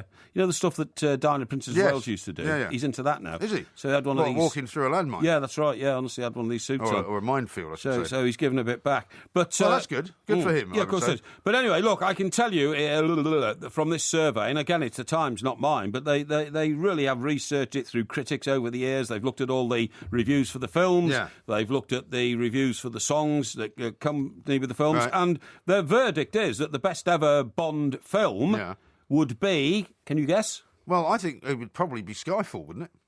No, that was about fourth, I think. I'll get the survey in front of me in a second. Because I think Skyfall was the most successful Bond film. Oh, by a mile in terms of money, but it's bound to be. It's the most recent, isn't it? But the most popular, according to reviews from critics and response from the audience, was Daniel Craig's first one, Casino Royale. Oh, really? Yeah. That surprises me. Yeah. Because that was the one where people had to get used to him being a slightly different Bond. Yes, that's right. Normally speaking, you wouldn't have liked that particularly. I mean, it was all right, that film. I think it was quite good. And the third most popular was the one that was most derided, and that was it On Her Majesty's Secret Service, the one with Big Fry in it. Oh, the one with the guy who only did one film. Yes, that's right. Yeah. What's his name? Lazenby, George Lazenby. George Lazenby. Yeah. I'm trying to remember what that one was called. Hang on. I've got my survey back here because I had to lend it to another member of staff. Oh, did you? Right. So, number one, Casino Royale. Right. Number Casino two, Royale. Number two, Goldfinger's which used to be my favourite. Yeah. Number three, I was absolutely right. God, even with the survey, away from me, On Her Majesty's Secret Service. Would you want a medal for that? Yeah, for my memory. George Lazenby, 1969. That was awful, that one. Eh? That was a terrible film. No, I thought it was pretty good. I quite liked it. You like George Lazenby? No, I thought he was all right. No, I didn't think so. But he got too big-headed at the end of the film, and he saw it was a hit and all that. He asked for like triple his money and all that kind of stuff, And then the fourth one, From Russia with Love, that was the one with that mad Klopp woman in it, wasn't it? That's right. Funny name, Rosa Klopp, wasn't it? It was Rosa Klebb. Rosa Klebb, yeah, Rosa Klebb, not Klopp. Klopp's the guy who's running Liverpool, isn't he? That's right. Yeah, Rosa Klebb, that's right. Rosa Klebb, she was the one with the daggers that came out of the shoes, right? Daggers that came out the shoes. I mean, just imagine that, a poisoned dagger, and you had to dance around with a chair in front of you. Yeah, not very pleasant. Number 5, Dr. No. Yeah. So in other words... And that would be for Ursula Andress's Am I right in saying that there hasn't been one Roger Moore film in there yet? You're all right saying that, which is a damn shame, because I thought Roger Moore was very good. No, because you say he's your favourite Bond. He is my favourite Bond, I always say that I thought Roger Moore sort of belittled the part to some extent, turned it into a bit of a carry-on type show. I accept what you're saying there, and I think that's why, eventually, the Daniel Craig thing went right the other way, made it darker. Yeah. Well, it was a combination of Roger Moore having made it very light and bright, which I quite liked, I have to say. I think it was too silly. But it was the arrival of the Bourne films which made the Bond franchise have to change. But I thought Pierce Brosnan was great Bond. Well, anyway, number 6, The Spy Who Loved Me. That's the first Roger Moore one. Yeah. And that, by a mile, has got the best record. The Charlie Simon one. Yeah, The Spy Who Loved Me. But what are they saying is the best song, then? They say the best song was the one we just played before. Hang on. We just played You to a Kill by Duran Duran. No, what's the first one we played? Hang on, here. This is another part of the survey. No. Here we are. Yeah, go on. You Only Live Twice. Oh, You Only Live Twice. Which we played Nancy Sinatra. Right. We already heard it. We already heard it, and then we didn't get around to talking about it. And they've got second best song, they've got Live and Let Die by Wings. Third, Diamonds Are Forever. Shirley Bassey's voice in that. Yeah. Diamonds Are Forever. Yeah, all right. We don't have to turn this into another James Bond singing fest, because the last time you did this, we ended up on Clips of the Week. Yeah, but her Diamonds Are Forever cut through you, didn't it? Yeah. And then the James Bond theme from Dr. No is number 4, because there wasn't a song. It was dun dun dun dun dun dun dun. Was that it? Dun dun dun dun dun dun dun. Yeah, I think so. Really? And then the 5th one, On Her Majesty's Secret Service. That was Louis Armstrong. We have all. Yeah, well, don't sing every single one. This is why you want to do this, isn't it? So you can sing it. I'm going to read you a few tweets instead. Yeah, Gary's had a look at the picture of us, two of us holding the apple, right? Okay. And he says, what did Porky iron his shirt with? A sledgehammer. What do you mean? It's perfectly well ironed. You don't look as dapper as I do. It is perfectly well designed. And then here's one from John, who says, my mum still has my Nan's game of Sorry. My kids love it and play it regularly. Sorry, they've got a Sorry. Yes. Oh, excellent. Well, well and listen done. to it well when done. I say it Sorry, the first time. sorry. Yeah. Now, here's one really from good. William, who says, Porky, you should advise old MG to make one last journey in his car down to the nearest scrapyard. I agree. I totally agree. Funnily enough, the guy who ended up fixing the tyre said that I should go to a scrapyard because I need a new back light fixture. We've had the saga of the back light fixture. Yeah. Is it still not working? No, it works fine. It's just got a little crack in it. Oh, I see. So still driving around in an illegal car. No, it's not illegal. It passed its MOT last week, as I told you. But the point about it is that I'm going to have to. You have to buy the whole unit, and if I buy it from Mercedes, it's probably going to cost a few $100 because it's quite expensive. Would. Yeah, on a car that's only worth £2,000. He said I should go to a scrapyard, but I don't really know where a scrapyard is. Where would I find a scrapyard? Well, you find a scrapyard where people take cars to be broken up and there's a load of junk lying around. Yeah, but I mean, have you not got any scrapyards in mind? When you drive around, do you not pass any on your travels? To be honest, Mike, I don't usually go to areas where there are scrapyards, to be honest. You know, how was your drive in tonight, then?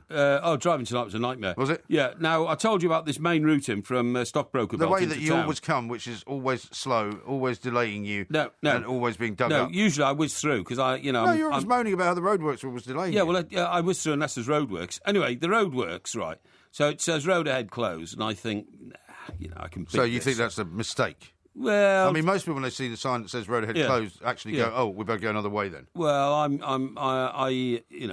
psychologically, I know that sign is put there to try and stop people going up that road for the convenience of bureaucrats and not for the convenience of motorists. Uh-huh. Anyway, I got up there and there's a diversion sign. Yeah, I thought, okay, I'll play it by the rules. I'll follow the diversion. I then follow this diversion down a load of suburban roads, and I end up in the middle of a housing estate going nowhere, literally. And is this in London? Around. This is it. This is in a place called Merton. Oh, I know Merton. Merton, yeah. And it's where Paul Merton comes from, isn't it? Eh? It's where Paul Merton comes from. Is that a joke, or is that true? No, it's where he comes from. Paul Merton comes from Merton. Yeah, but that wasn't his real name. He changed his name to Merton because he came from Merton. I see. Right, okay.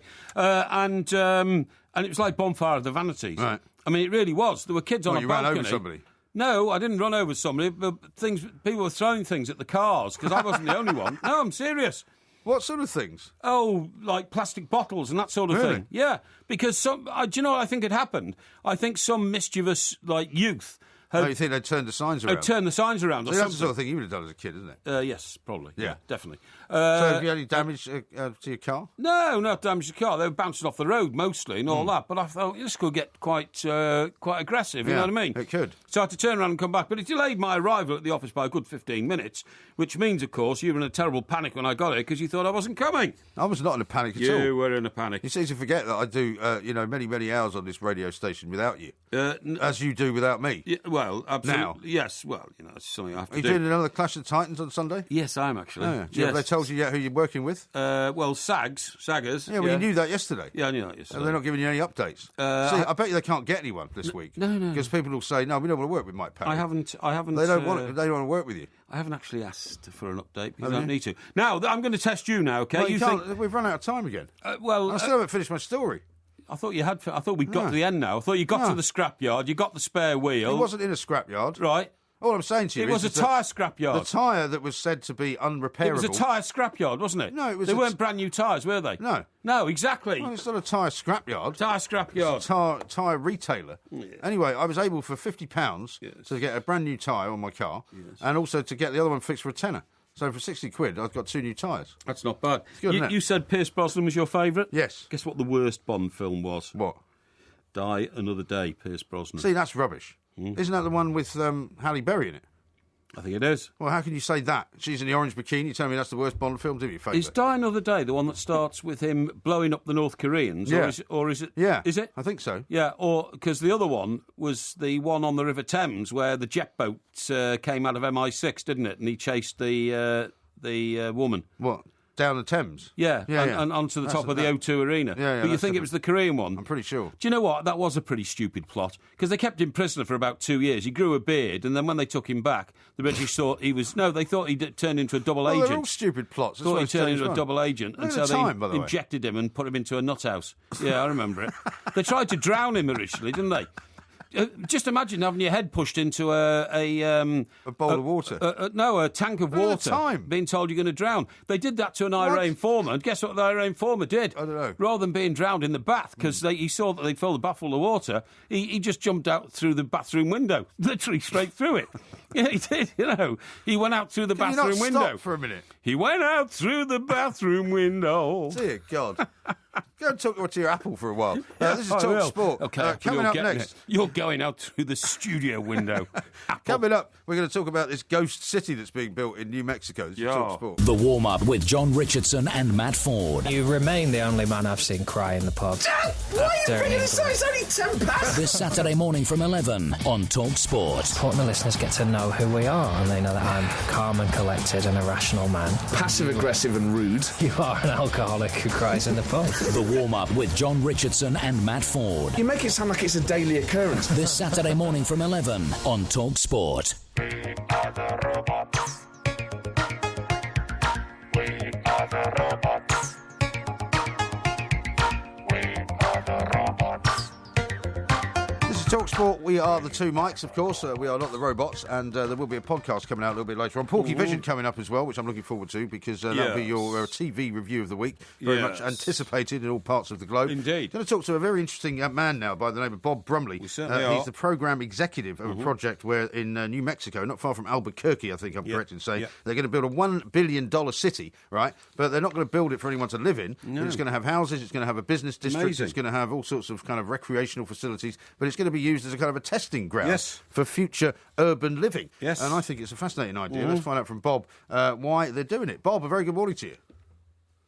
Hey, good morning over there. How you doing? Yeah, very well indeed. Thank you. We saw a story about this in the Times, the London Times, a couple of days ago, and it seems a fascinating project. Tell us about how you kind of got involved with it, with the company Pegasus Global Holdings, and what the purpose of it all is.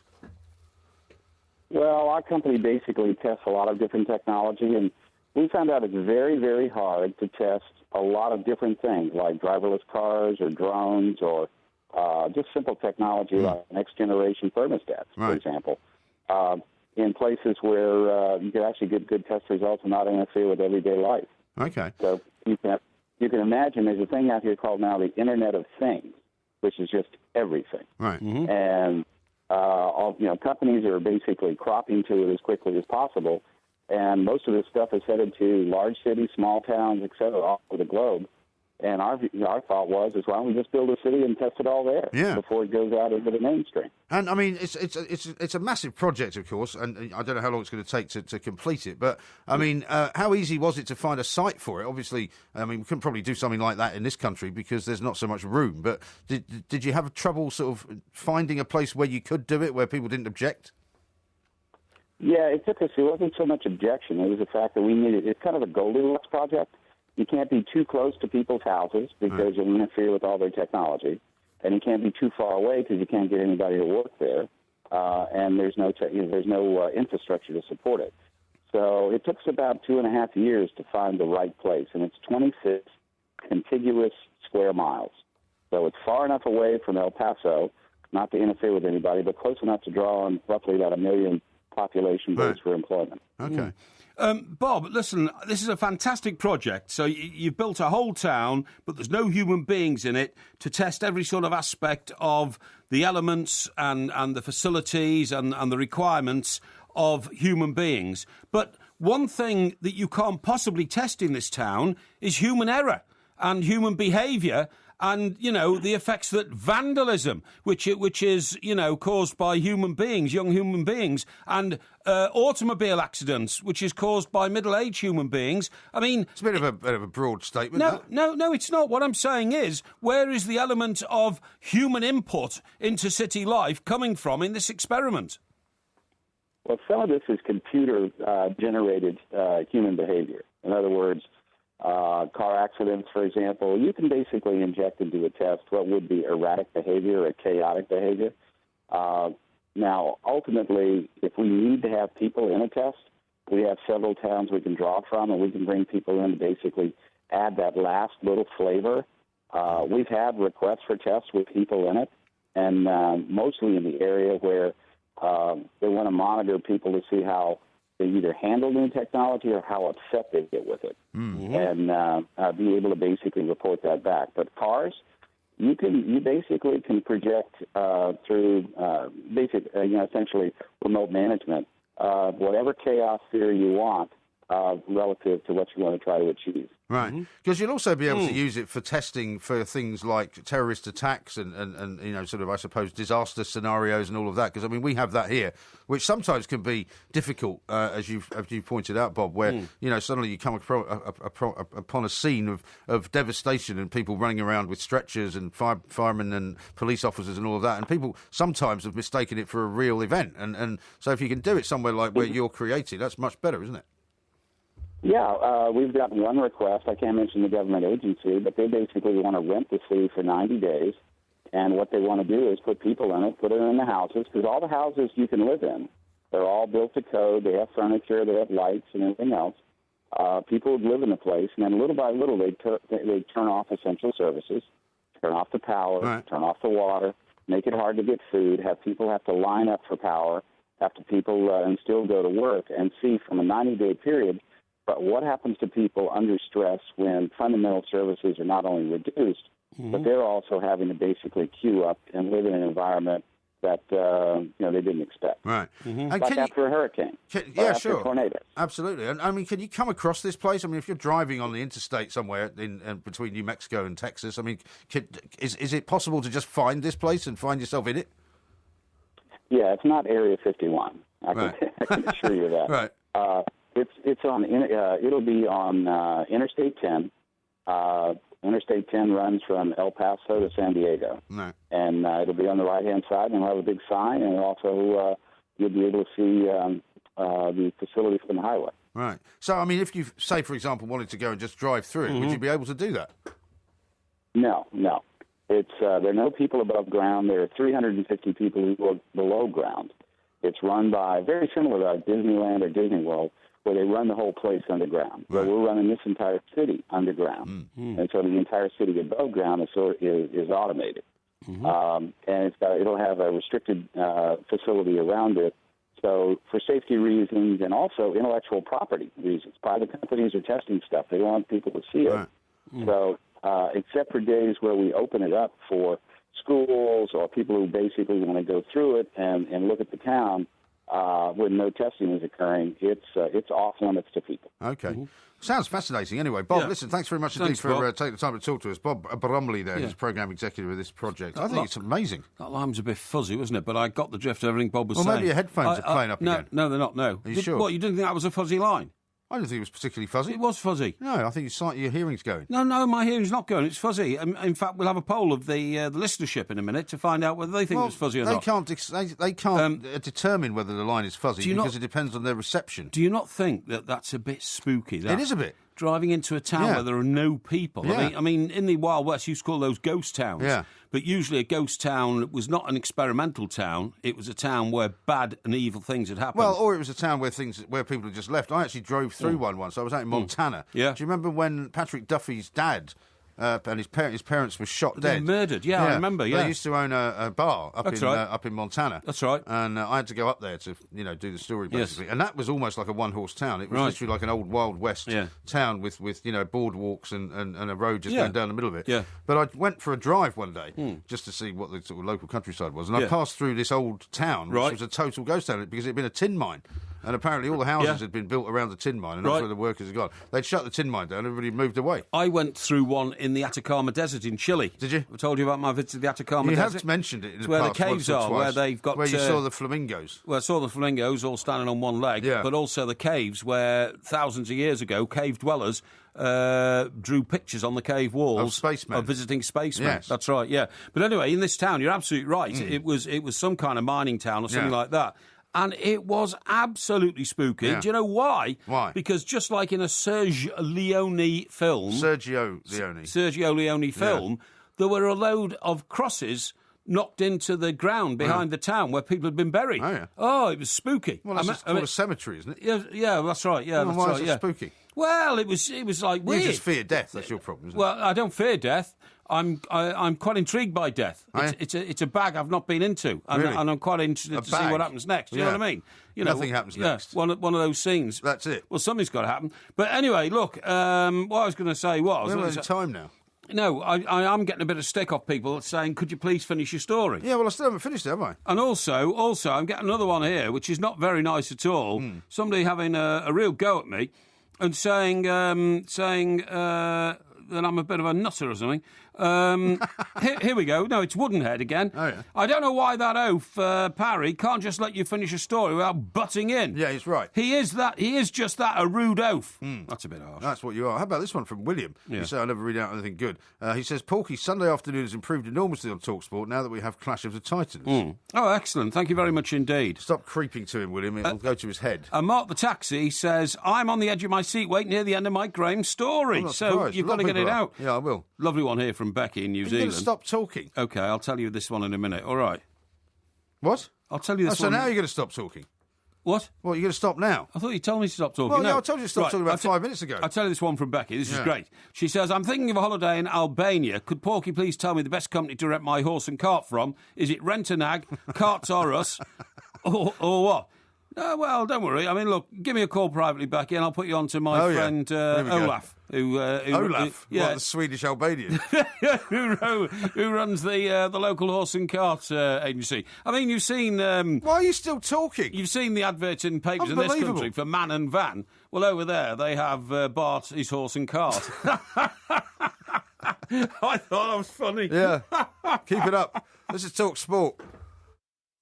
Get a generous helping of the latest odds and tasty tips with Paddy's Punts every weekday afternoon from 4 on Drive with Durham and Goffey on Talk Sport with Paddy Power. You're welcome. With the form on the football. But what a game. The going on the GGs. And they're off. The crack on the cricket. 6. And lashings of Paddy's famous generosity.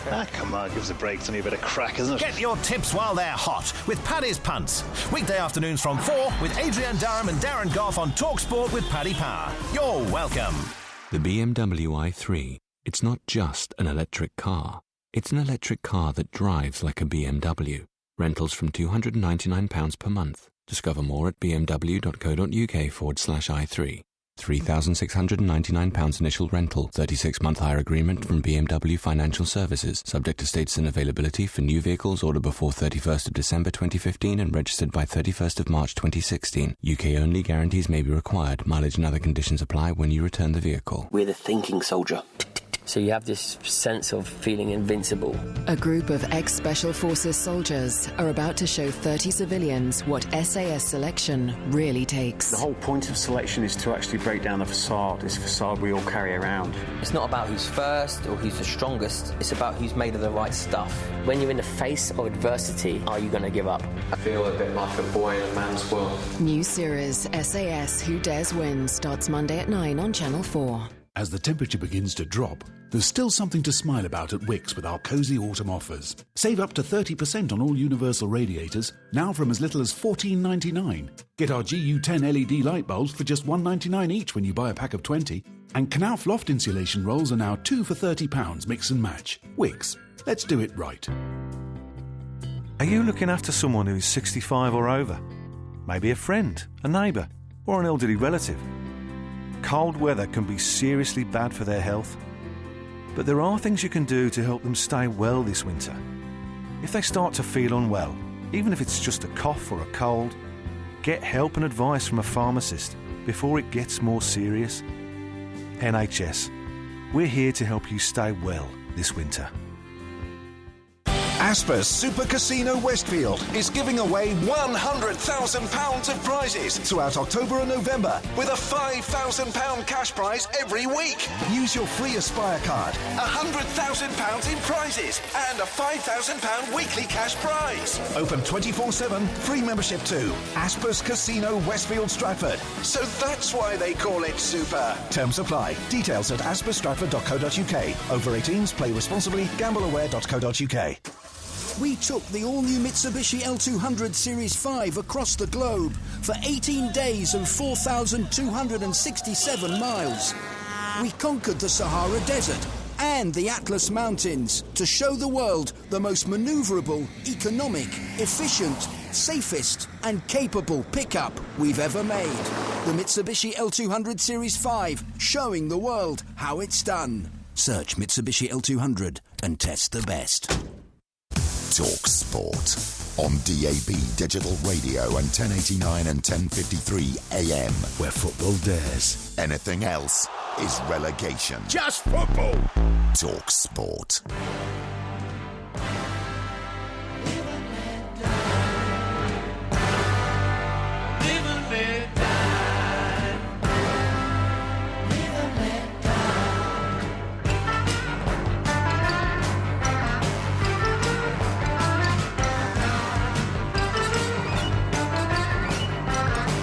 Talk Sport, we are the two mics. Coming up very shortly in the next hour, it's going to be Porky Vision, of course. Do you want to give us a flavour of it early or not? Well, I know you like to keep things sort of under wraps to some extent. Well, not really, because all I'm going to say is I will be reviewing tonight one of the most ridiculous TV programmes I've ever seen. OK. It was billed. Does it involve doctors? No, it involves a mad copper. A mad police officer? A mad copper. Right. And really quite ludicrous and ridiculous programme. Oh, yeah. Which I can't tell you how bad it was. And I will tell you about it later. All right. And also, I watched, this is just a trailer for Have you watched that Wayne Rooney thing yet? You still haven't, have you? Bits and pieces. Bits and pieces, yeah. okay. But I'm not reviewing that now, because that's last week. Really that's well. last week. Anyway, what I was going to say is, I sometimes get frustrated by seeing, quotes, so-called comedians on the television being instinctive and having a laugh with their mates and swapping funny one-liners, except that, they've been written 3 days before. Right. And there's just a ridiculous programme. Are you talking about one of these quiz shows? I'm talking about one of these, let's take the mickey out of the news type shows. You know what I mean? Oh, I know the one you mean, yeah. And believe me, I saw it for the first time. 10 minutes later, switched off. Yeah, I did the same. Pathetic. Yeah, I saw it a few weeks. Well, when it first started, I had a look at it. And I had to switch it off as well. It just makes me ill. I went, ugh, I would have stuck my fingers down my throat. Yeah, well, don't be too graphic. Now, listen, I want to tell you about this. I want to talk to you about Premier League seats and how much they cost. Well, but we can talk about that later if you want. In a second, because what I want to talk to you about is something much closer to your heart. Oh, yeah. Now, as you know, we've had a bit of a James Bond theme tonight. The reason being is that we've hit on a survey, the biggest ever survey of the James Bond genre, which is in the Times newspaper tomorrow. Yeah. But it's because...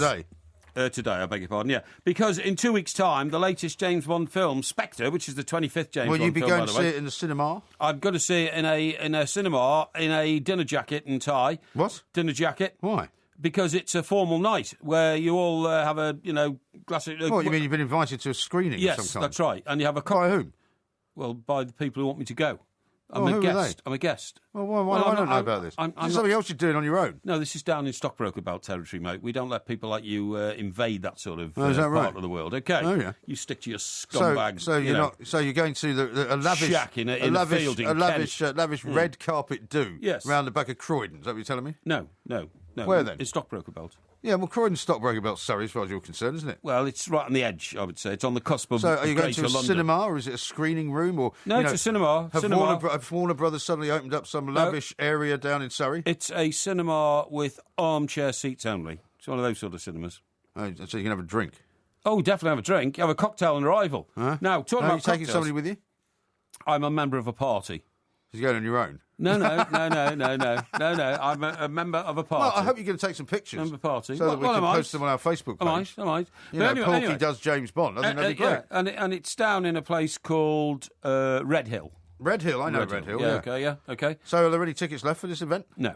How do you know? Well, not that you could buy. How do you know? I know. That sounds very suspicious. It's a very select really? guest list. The Wheel Tappers and Shunters Club of Red Hill, is it? No, it's more like, I would say... You're so jumped up, it's pathetic. You are literally the most jumped up person I've ever met. I don't like to use this word, but it's the only appropriate I can think of. It's elitist. Well, we'd like to be elitist in Red Hill, wouldn't you? But yes. In fact, Red Hill's not a very elitist place. Well, I think it's pretty elitist. No, I don't think so. Don't worry about that. Anyway, listen, you're going to cocktail on arrival, so I'm going to... Oh, great. I'm going to offer you the choice of the cocktails, which are... Because I've got my invitation here. Cocktails are... choose one of... Vesper Martini, Espresso Martini, Duke's Martini, Sylvanian Martini, Spectre... Sylvanian? Yeah, Sylvanian. What's that? I'll tell you in a minute.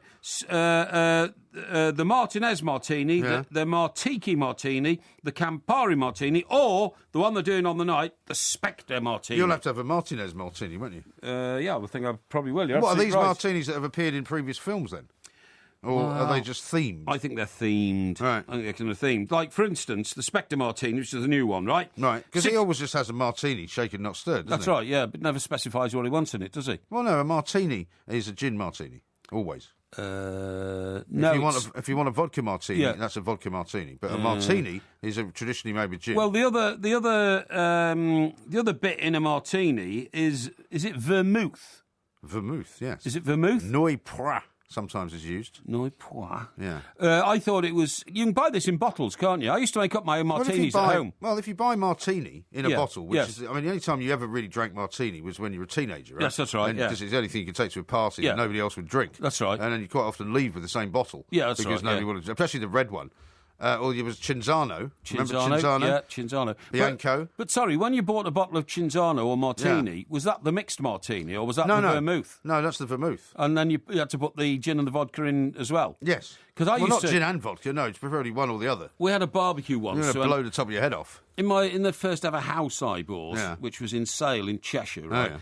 I worked there on the Express, big shot in those days. Big shot. Yeah.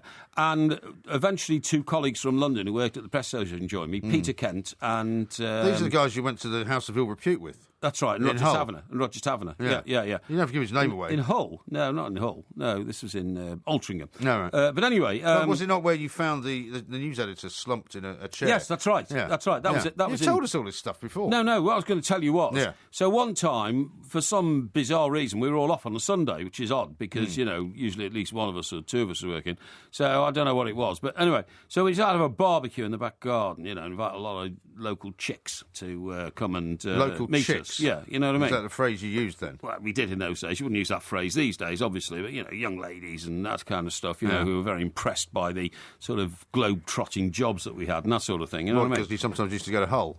No, the Isle of Man. Oh, the Isle of Man. Yeah, and anyway, so... Out of the country, then? Well, absolutely, yeah. So, anyway, so we got all these vermouths and whatever they were, and we mixed this bowl of stuff. Right. And it was like a punch or something? That's right. So, that's always dangerous. Bottle of vermouth, bottle of the red stuff, as you just talked about. Bottle of gin, bottle of vodka, and... Any fruit? No, lemonade. We put lemonade in it. Yeah. And then stirred it all up. Okay. And it was so potent. Yeah, I bet. It was unbelievable. Yeah. I mean, we demolished the neighbour's fence. Well, at least it was the... No, it was the fence it might have been my fence. I'm not sure whose fence it was, but it got demolished. Right. Because why somebody fell on it? Yes, fell through it. Right. They kept falling through it. You know, people were intoxicated beyond the pale, so they lost their minds. Right. You know what I mean? Yeah. One guy charged it. But that with was, his head. I mean, there was always something stupid that you would do as a teenager, as a sort of young drinker. I remember I used to have cocktail parties in when I was at university, and I had like I was in a hall of residence. But hang on, we weren't teenagers working for the Daily Express, mate. We were responsible adults, you know. Well, you weren't very responsible by the sounds of it. Well, anyway, when you were young is what I mean. Yes. And I managed to somehow convince everybody else that lived in the block that I lived in that basically we should have a cocktail club, right? And that they should all put money in, and then you would drink it all, and that I should be the treasurer, the custodian of the cocktails. So they would all have to come to my room to have the cocktails. So I had this fantastic sort of drinks cabinet. Yes, I had tequila, vodka. Which belonged to other people. Well, no, they all put money into a kitty. But you've drunk most of it. No, because, I mean, sometimes I would have a young woman round there and we would drink some of it. But, I mean, most of the time everybody else came and they would do it. But once I had it in one of the flats I had in London, and I had a cocktail party, and I wanted to make these things called Blue Lagoons, which I think was, it was vodka, Cointreau, and basically blue colouring. And I bought one of those. No, there is a blue drink. There is a blue drink, but I can't remember what it's called. No, I can't either. And it didn't There's have a blue gin. There's a blue gin. Well, it didn't have that in it, but what it had was it required blue colouring, right? So I bought one of these little bottles of blue colouring. What I didn't realise was you're supposed to dilute it. Buy colouring. Yeah, it's like food colouring. Oh, is it? Yeah, you buy blue, red, you buy green. Right, okay. But what I didn't know was you're supposed to dilute it, one part of this colouring, to about 20 parts of water. Yes. So I was putting it in neat, right? And everyone that was drinking it was getting just blue mouths. Oh, dear. Blue lips, blue tongues. Blue teeth. You could have made them very ill. I know. And then a couple of people spilt the drinks on the wall. Blue teeth. And there was blue marks on the wall which we could never get rid of. Yeah. It's vegetable colouring. It's despicable behaviour. Anyway, listen, finish the story. What story? The story about the tyre. I've finished it, haven't I? No. You still haven't finished where did I get to? You got to where the Albanian guy with his second-hand tyre shop, right? It might be Albanian. Had replaced your tyres. 60 quid you paid. Yeah. Bargain. Yeah. What happens next? Well, then I drove home. Right. And parked the car and went to have lunch with my daughter. What happened to the half tyre? The half tyre has gone back underneath the car. So that's the spare Right. is the spare. That's still the spare tyre. But it wasn't inflated when you first took it out. Is it now inflated? Well, it was because I had to drive on it. I drove on it on a flat tyre. No, it wasn't flat. The guy who came to fix my tyre blew it up. Right, he had an electronic device to blow it up. Okay, yeah. Well, it sounds like a complete mess. But anyway, I'm very happy because I've now effectively got 2 new tyres, and I didn't spend what I thought I'd have to spend, which was about 220 quid. Instead, I spent 60 quid. But they sound to me like they are really sub-good tyres. The thing that I'm interested you know what I mean? No, they're not. The thing that I'm interested in, right, is that when both the guy who came to fix the breakdown man who came to fix the tyre, and somebody else had said this is an unrepairable tyre. Yes. This guy just had a kind of a sort of pair of pliers almost, Amazing. and he pulled the nail out. Right. And then put something in its place to sort of repair the tyre. So it's nonsense. When they tell you that that's an irreparable tyre, you believe it is. Don't take any notice of it. Right. Now, this is the last word on the Bond survey. We've had enough of this tonight, OK? They don't actually tell you who they think is the best Bond. Right. But they do tell you who they think was the best Bond girl. But we're not going down that route. No. Because we're not sexist on this show. Well, I'm not. OK? You are, though. No, I'm not. Really? So you're not going to tell us? No. Why not? Because I believe it to be sexist. OK. Excellent. It's actually that girl in Dr. No. Ursula Andress? No, Eunice Gayson. Who? Eunice Gayson. I don't remember her. Neither do I. OK.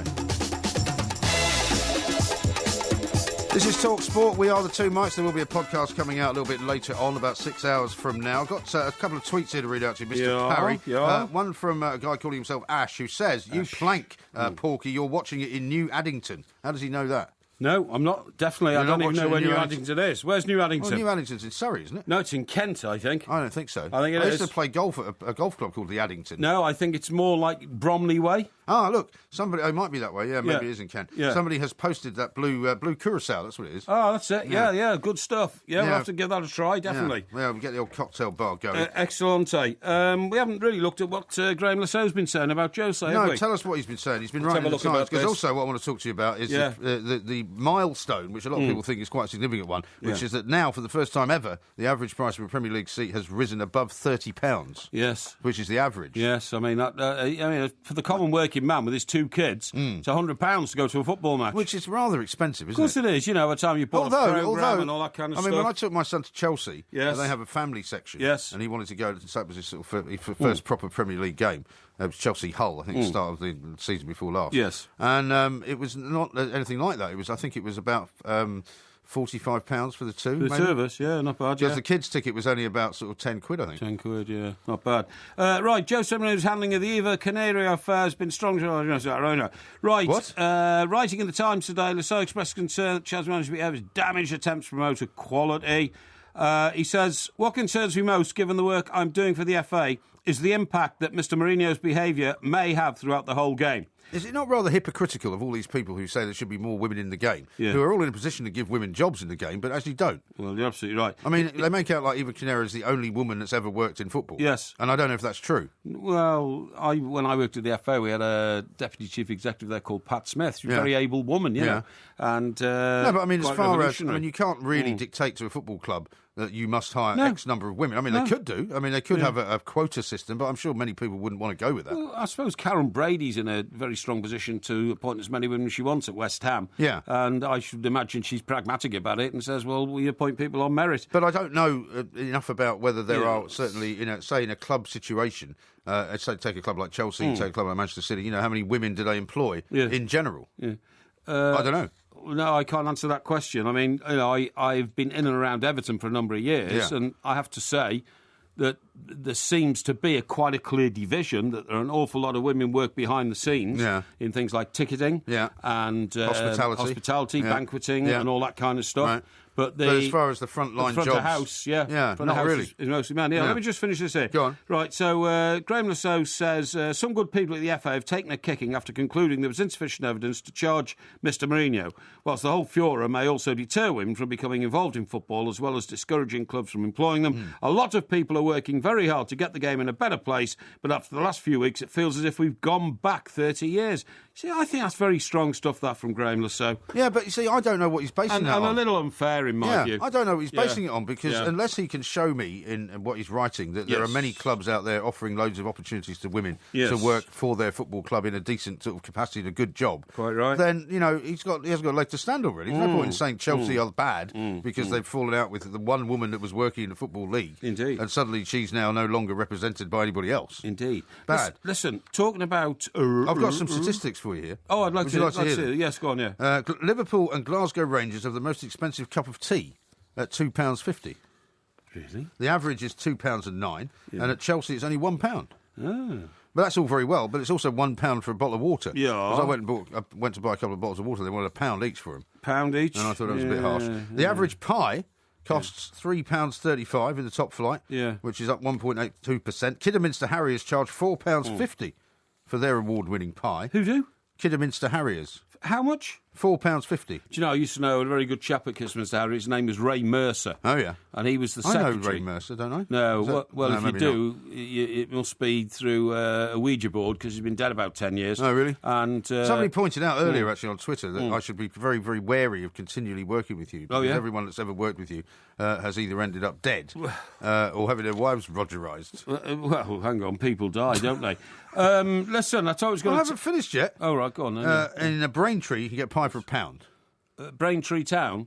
It's just Braintree, it says here. Braintree Town. Now, the cheapest pies in Scotland are at Forfar and Queen's Park, which we were talking about the other night. Yes. £1.20. £1.20. Arsenal has the most expensive matchday ticket in the Premier League at £97. I know, it's amazing. The cheapest matchday ticket at the top flight is £22 at Leicester. Because that's the thing people argue about, is why is there such a disparity in the prices? How can you get £97 for Arsenal and yet only £22 for Leicester? Well, the answer to that is because Arsenal can charge you for two reasons. Firstly, they're from North London, and there's a lot of wealth in North London. Yeah. But secondly, the demand for an Arsenal ticket is very high. Yeah. So people will bend their budgets. Yeah, but they've got more room than Leicester as well. Well, yeah, but they've got capacity grounds, capacity every time. See, I'm going to be really interested to see how much of a 50,000-seater stadium West Ham are going to fill every week. Yes. I mean, I know there's great excitement with Slaven Bilic at the moment, and they've, had a great start to the season. Yeah. Well, relatively, although they've lost. If they're talking about home games, they've lost the first two, didn't they? King of the road, he's known as, isn't he? Yeah, that's right, yeah. But it'll be very interesting to see how that all pans out, okay? Yeah. Right, now then, when are you taking your next holiday? I don't know. Well, half term's coming up. And we're probably going to take a little break, but not from working. It'll just be like a sort of long weekend type thing. Yes, I'm thinking about going down to Dorset. And when is that? Neck of the woods. It's towards the end of October. Is it? Last week of October, in fact. Last week in October. Okay, why are you concerned? Well, because I've just seen a report, you see, which was sent to me, because I'm a member of a lot of these, I subscribe to a lot of these executive magazines, you know what I mean? Executive magazines? Yeah. Does that cost you quite a lot of money? No, a lot of them are free. Are they? Things like High Flyer and all that kind of stuff, you know what I mean? Is that the BA one? Yes, it is, actually, yeah. Right. Why are you laughing? How about High Times? Because, again, typical of you. Yeah. Because you're so jumped up. Why? You probably think that, by taking delivery of all these kind of flash, glossy magazines, people in your block will think, oh, he must be an executive. Oh, really? He's getting executive magazines. So transparent. I'm sorry, I'm not even aware of my own status in life. But anyway, Just look, as well. what a report in one of them says that Britain's high flyers are now managing to squeeze in 8 holidays a year. Really? Yeah.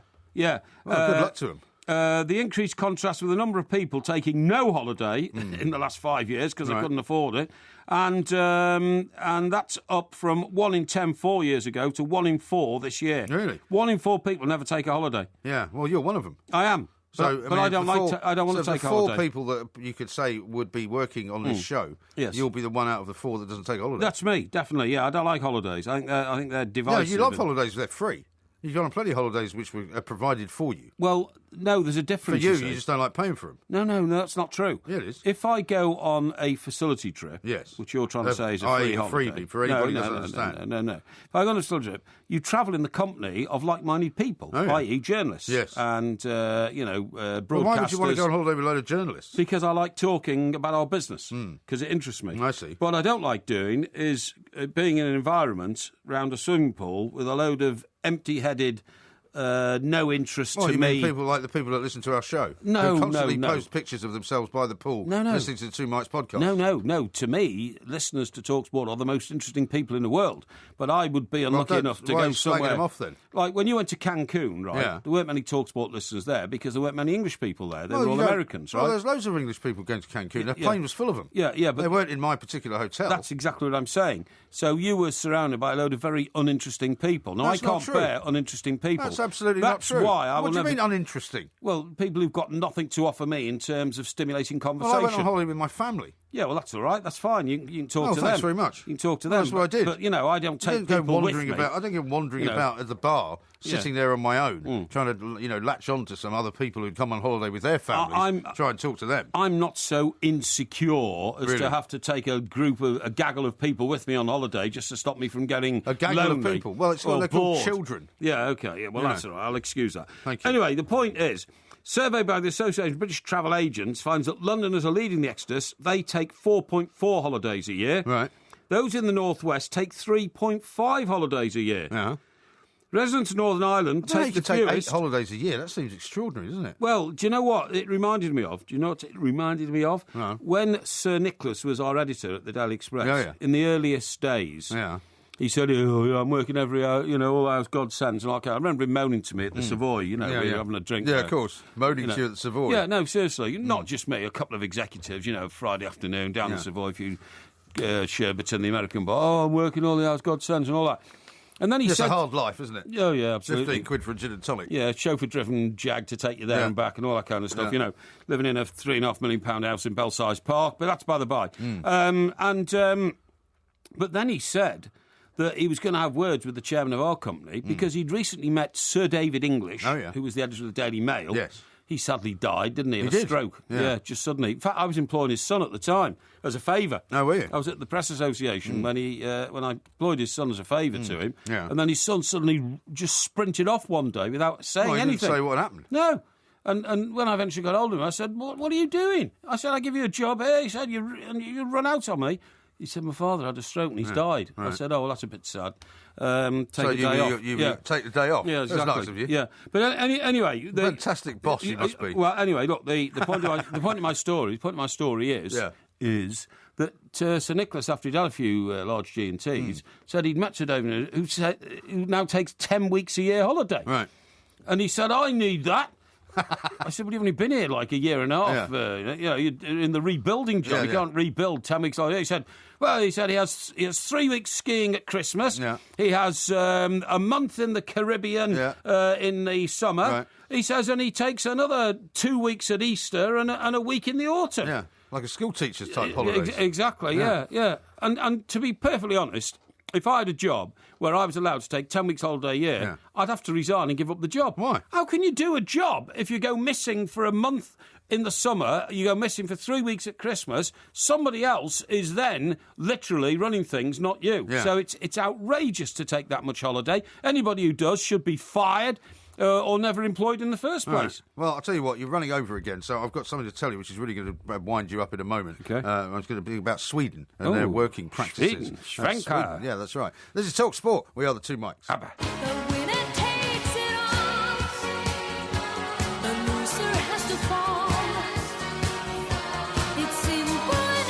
This is Talk Sport, and we are the two mics. There will be a podcast coming out. Porky Vision's coming up very soon. And, of course, tomorrow it's the Porky Quiz, and the Quizmasters are already working on the Battle of Agincourt. That's right. Which is the theme for this week. Yes. Now, this is a story that's going to shock you, right? So I want you to prepare yourself for this, right? Okay. In Sweden, right, guess what they've just done?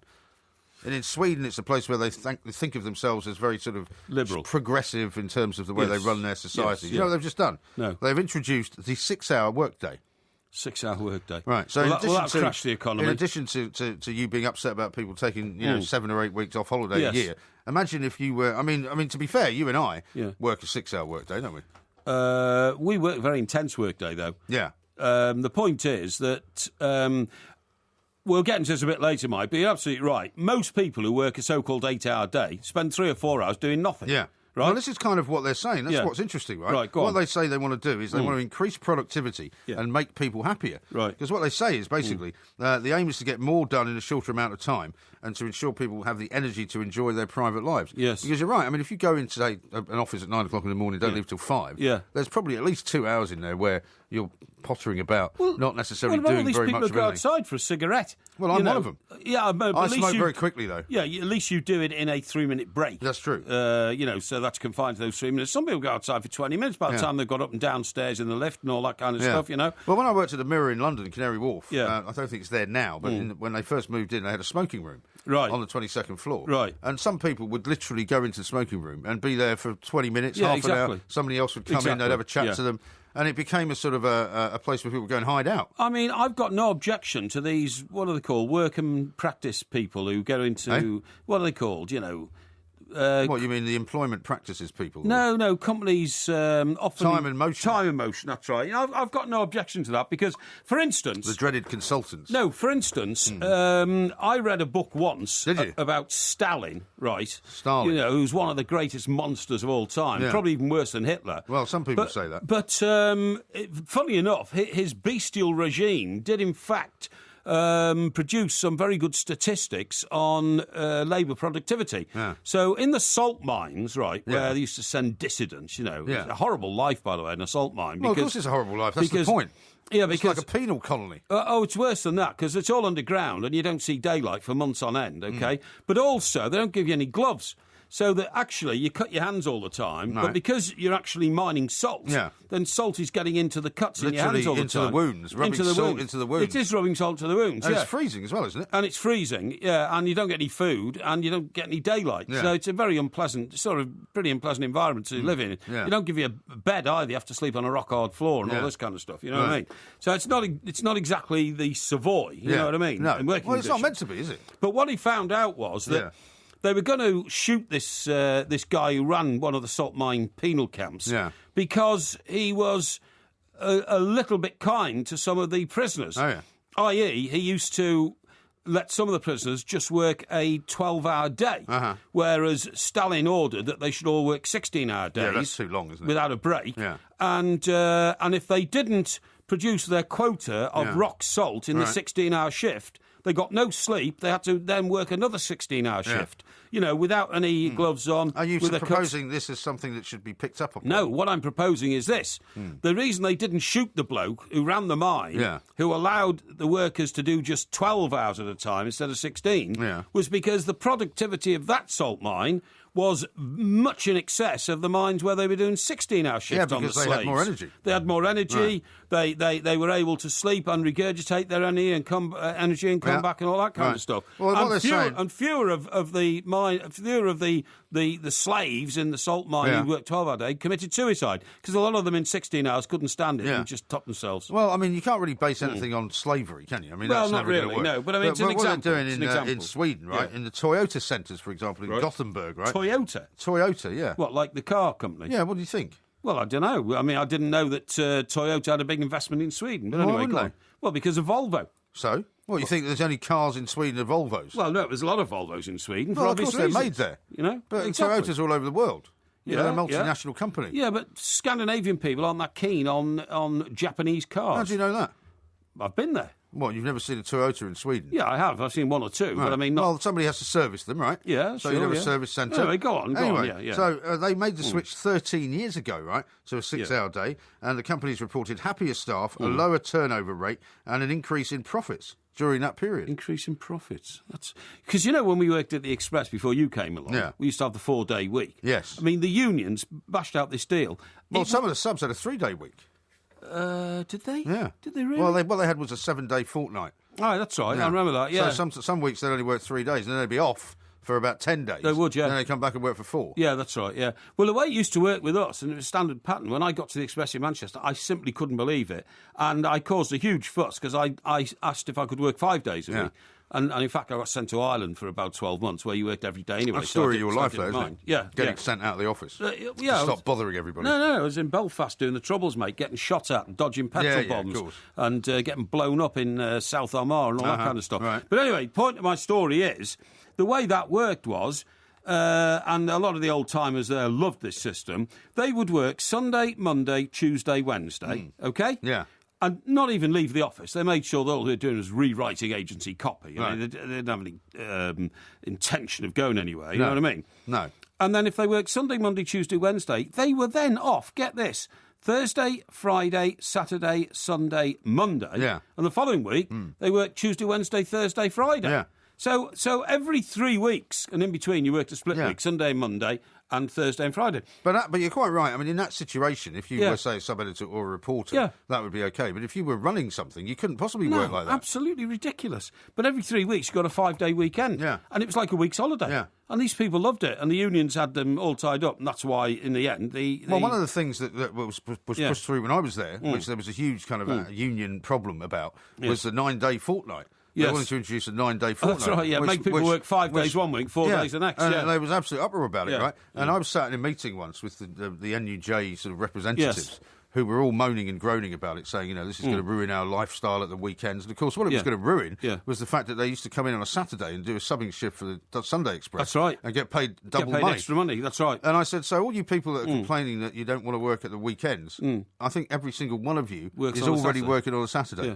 No, that's not what it's about, you know. And they completely lost the argument. Yeah, of course they So did. the company just went, right, because they didn't realise this. Yeah. So they said, right, in that case, right, you're going to work, we're going to make it a 7-day operation. That's right. And if you want to work on a Saturday, you're going to be working on Saturday as part of the 9-day fortnight. Yeah, exactly. When I was in Newcastle at the Evening Chronicle, which was my first evening newspaper after the Chester Chronicle, it's the same group, Thomson Regional Newspapers, and we always seemed to be on strike. Yeah. So anyway, I got really fed up with this, and at one meeting in the newsroom, they said, you know, now we're going to push through the 4-day week and all this kind of stuff, you know what I mean? Right. And they were all used to complain about, you know, my bairns cannot have shoes on their feet under the current working arrangement. They were trying to make out they were so poor they couldn't buy their children shoes. I mean, they're talking about, you know, the Jarrow March and and by the way, I've got lots of friends in the North East, and I'm not saying this is typical, I'm saying it was the newspaper industry at the time, you know. Right. So, in the middle of one meeting, so, you know, before we close the meeting, brothers, you know, comrades, does anybody have anything else to say? So I said, yeah, I have. Yes? And I said, look, instead of campaigning and going on strike all the time for a shorter working week, I know how we can solve it. Aye, young nipper, aye, Parry, what is it? Right. I said, I think we should all volunteer to work a longer working week. To great silence, presumably. I mean, just total silence. Yeah. You know, people, you know, what? You know. Yeah. And I said, let's work a longer working week. I said, we work a longer working week. I said, we make this paper a stronger paper. We'll produce a better paper with more stories in it, more energy. More people will buy it. We'll be scoring our own futures. At the moment, working shorter weeks, you're strangling the company and we're all going to be out of work. They must have thought you were a management stooge. They must have done, yeah. But anyway, I actually left the paper about 2 months later, seriously. Funnily enough. But because I couldn't stand the working conditions. Yeah. Really. Yeah. Shocking. They weren't working hard. I was revolutionary. I mean, I was the man who stood forward and said, we will work longer hours. Well, I demand it. We can't work longer hours here because we're against the clock, which you're against all the time. Right. Because you won't be quiet. Coming up next is Porky Vision. He's got the numbers on the players, the triumphs and defeats. Got the form on the football weekend and the rumors on the streets. Get all the stats and all the facts with his football form report. Stay on the ball on Friday night with Sky Bet and TalkSport. Get unmissable analysis and expert soccer speculation on all the weekend's big games. Stay on the ball on Kick-Off the Players' Lounge on TalkSport with Sky Bet. It's betting better. Check out the latest price boosts now at skybet.com or download the app. Is the unique go-kart feeling of a turbocharged Mini Cooper 3-door hatch. And this is how it feels knowing that you got it for just £189 a month plus initial rental. Book a test drive at your nearest Mini Centre or mini.co.uk/turbo.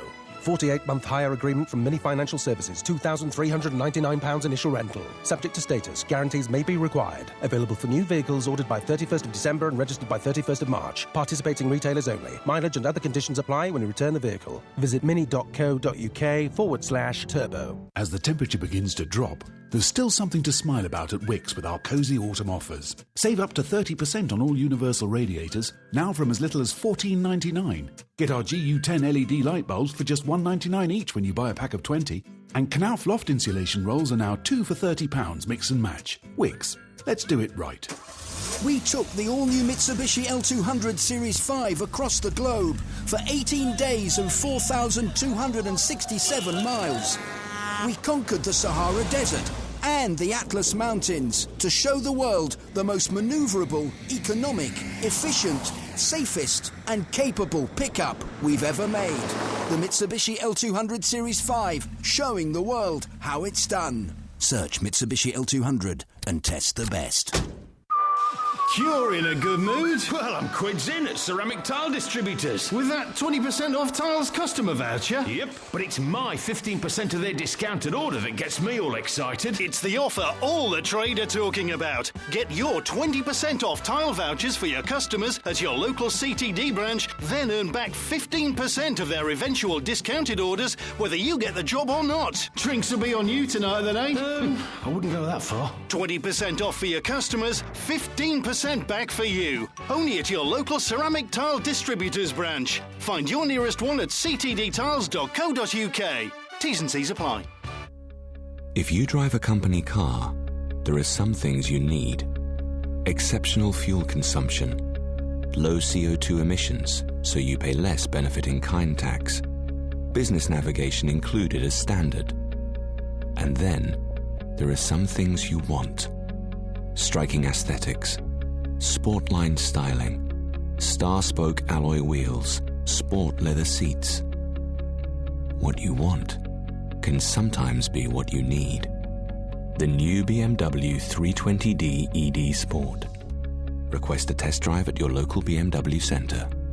The Barclays Premier League on Talk Sport. 100% football all weekend, every weekend. Oh my word, he's put it beyond the goalkeeper. Saturday afternoon from 5. Exclusive national radio commentary of Watford versus Arsenal. It's an excellent goal from Alex Oxlade-Chamberlain. Plus, around the grounds with live reports from every game throughout the season. Official partner of the Barclays Premier League. Talk Sport.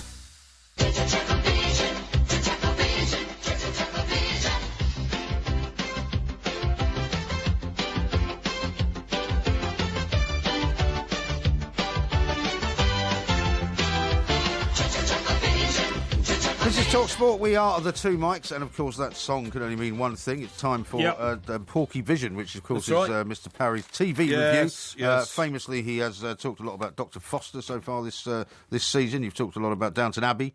I don't know what you're going to talk about tonight, but what have you got for us? I'm going to find my notes here, because... what do you mean find your notes? We do this at the same time every Wednesday night. Right, here we are. Going into Thursday morning. Right, it's called River. River. Okay. What river is it about? It's not about a river. It's not about a river? No, it's not about a river. Why is it called River? Right, here, I'll tell you now. I've got some notes here. Yeah, go on. Now then, this is a detective series, and it's the most ridiculous one I've ever seen. Yeah. First of all, it opens with a bloke who I, honest to God, thought was Peter Schmeichel. Right. Driving a battered old Mercedes, even older than yours. Okay. It's our reg. Right. And I worked that out. That's 1997. That is old, yeah. So that's like an 18-year-old car. Yeah. This guy turns out to be, and I'm not joking, he is a spitting image of Peter Schmeichel. And I thought Peter Schmeichel, like Eric Cantona went into acting. Yes. I thought Schmeichel must have done as well. Right. But the confusing thing is, this guy speaks like Peter Schmeichel. Yeah. Looks like Peter Schmeichel. Right. But is it a foreign production then? This is exactly what I thought. But it turns out, as the story develops, he's a cop in the Metropolitan Police Force. But amazingly... Is it not one of these Scandinavian sort of cop dramas? No. This is exactly what I thought. I thought it must be. Okay. You know, with a Peter Schmeichel lookalike, talking like Peter Schmeichel in a beaten-up old Merc, driving through a major city, and I thought that must be Gothenburg or something, till I saw a sign which gave an indication it was London, because it was a London Underground sign, which is very unique. Here? Is that the guy there? That's the guy. Yeah. That's the guy. Yeah. Do you want to show me this on your tablet? On my tablet. Stellan Skarsgård is his name. Eh? So he sounds like he's Scandinavian, doesn't he? Well, is that his real name? That's or his his real acting name, yeah. He plays Detective John River. Oh, this is it. Right, OK, so got it. Right, so he's definitely a Scandinavian, isn't he? I think so, yeah. So, anyway, it opens. It's so ridiculous, it's unbelievable. It opens with him driving his beaten-up old Merc and a woman who we assume is either his girlfriend or something, sitting in the passenger seat. Right. And she starts singing, I love to love, but my baby just wants to dance. She likes to dance. Was that Tina Charles? Tina Charles. Yeah. Now, so put together the beaten-up old Merc, and you can see it's a beaten-up old Merc because there's outside shots of it going around the streets and all this, Is it not meant to be set at that time, then? Well, this is the point. Yeah. I thought, that must be this must be set in the 80s or something, except that the car's from the 90s, so I'm getting very confused. Okay. Anyway, this is a series, presumably, this? It's a series. Yeah. Now, the woman actress sitting in the passenger seat is a well-known actress, but she always plays mad villains in cop series. So what's she doing in a car with a policeman? Well, this is the point. So, do you remember Scott and Bailey? That one Sir Ann Jones was in? No. OK, well, Sir Ann Jones... I mean, I sort of heard of it, but, I mean, you like her a lot, don't you? Oh, she's fantastic. You're always talking about Sir Ann Jones. So in Jones. Scott and Bailey, Sir Ann Jones's boss, who's a rather, efficient inspector... gets into a car after doing some shopping at a shopping centre one day. And this woman who's in this river thing tonight is the crazy, drug-addicted loon who smuggled herself into the back of the car and pushes a knife through the driver's seat and says to the cop, after putting a tourniquet round her neck, you drive where I tell you to drive. She actually kidnaps the cop. So she's the bad girl. And she's a bad girl who's going to make the cop drive off the edge of the cliff at Bridlington. With her in the car? With her in the car and kill them both, right? Dear. Because she's... Sounds like a short series, then. Eh? That'd be a short series. No, that was the last episode of Scott and Bailey. Oh, sorry. That's what I'm telling you about. Oh, you've lost me now. I thought you were talking about the river. Right, the woman in the car... Why are you talking about Scott and Bailey, then? Because I'm telling you, the woman in the car... Hang on, the woman in the river car, I said, is an actress who normally plays what's nutters. her name? I don't know her name. Right. She's just got a very distinctive evil face. Oh, OK, right. No, really evil face, Okay. and so I wonder what she's doing in this... So she's not playing necessarily an evil person in this new show? No, this is the point. So she's being cast in a different role? She's been cast what's wrong with that? In a role as a goodie. Right. Well, it's confusing because we all know which actors play goodies and which actors play baddies. No, that's typecasting. And she always plays a baddie. No. But anyway, it gets much worse than this. Right, really? Much worse. What happens then? Well, then he gets back to his office, and you think, well... Does he speak with an accent? I mean, does he sound like a Scandinavian? Very mildly, like Peter Schmeichel used to. Peter Schmeichel didn't really have a Scandinavian accent. Well, he had more of a Manchester accent. Yeah, exactly, that's what I'm saying. This guy does have a mild Scandinavian accent. But he's badly dressed and he's humourless and ill-equipped. Right. But when he gets back to the office, you suddenly discover that the woman in the car was not a woman at all. It was a ghost. Right. A ghost? Yeah. Yeah. Right? Don't give the ending away. And she turns out to be... I've just seen a picture of a guy who was a Victorian poisoner. Victorian poisoner? Yeah, in this show. All right, well, hang on. It gets more and more ridiculous. So the ghost woman... Yeah. So he goes up in his office. So is this woman a ghost, then? This Saran Jones woman? Is that who we're talking about? Well, Saran Jones is not in it. What do you mean she's not in it? She's not in it. You're telling me for 10 minutes about Saran Jones. No, Saran Jones was in Scott and Bailey. Oh, right. And the evil-faced woman was in the Scott and Bailey show. I see. Well, is she a ghost? No. You've totally lost me now. She wasn't a ghost in Scott and Bailey. She's a ghost in this one. Okay. So he goes to the window of his office, and I think, well, he's obviously he works in Scotland Yard, so he'll be looking out over Victoria Street Presumably, or something. yeah. Oh, no, he's looking out over Canary Wharf. All of a sudden, Scotland Yard's now been rebased in Canary Wharf. Well, that's fair enough. Poetic licence, anyway. artistic licence, whatever. And he looks out, and he sees the woman who was the ghost in his car, bang, get knocked over by a car down on the floor below. Uh-huh. And so what's happened is, she got knocked down and killed 2 months earlier, right? And he can't get it out of his head. So she's in his car now? She's in his head. Well, what's the woman in the car? She doesn't exist. What? She doesn't exist. Dear but God. anyway... It sounds very complicated. In between all this, old Peter Schmeichel... Yeah. Peter Schmeichel is driving around in central London, right, and get this... With a ghost in his car. With a ghost in his car. Right, played by the woman from Scott and Bailey. Played by the villain from Scott and Bailey, right. who tried to kill Scott and Bailey's boss by driving the car over the edge of buildings and cliffs, okay? Gotcha. And what happens is, he suddenly spots another car in the middle of central London, where there's, 22 million people. He spots the car that knocked down and killed... the woman who's the ghost sitting next to him in his car. Well, you can't really knock down and kill a ghost, can you? Well, she wasn't a ghost when she got knocked down. She was a human being. Huh? But since she's been knocked down, she's come back as a ghost. What, in his car? In his car. yeah, okay. So... I'm very confused. So... When's the next one on? Hang on. Well, I won't be watching it. So he chases this car down. Dear God. And then he gets out... And the person driving the car that he's just discovered was the driver who killed his detective partner, who was the ghost in his car. Right. So he's come back as a ghost, right? He decides to chase after him and get him. Right. So this guy, by the way, the only thing different between him and Peter Schmeichel is that this guy's about 68. Right. I'm not joking, and looks it. What, the Peter Schmeichel guy? The Peter Schmeichel guy. So he goes running off down the road to chase this other guy, the driver of the car, who's about 23. I'm not joking. Are you going to give us the whole sort of script here? Well, this is how ridiculous it is. Yeah. The guy who's 23 goes running off. Right. The 68-year-old Peter Schmeichel starts chasing him. And he's puffing and wheezing. And this young kid could have outrun him in 2 minutes. Yeah. Anyway, the young kid runs to his own home. Right. And it's a 10-minute run. And old Peter Schmeichel manages to keep up, despite the fact he looks like he's going to have a heart attack at any moment. The kid then sprints up 12 flights of stairs in a council flat. You know what I mean? Council flat block. Right. Peter Schmeichel lumbers up after him, miraculously knows which house he lives in, knocks on the door, and the kid says, he kicks the door down, goes in. Yeah. Guess what the kid does then? I don't know. Jumps out the window? Jumps out the back door.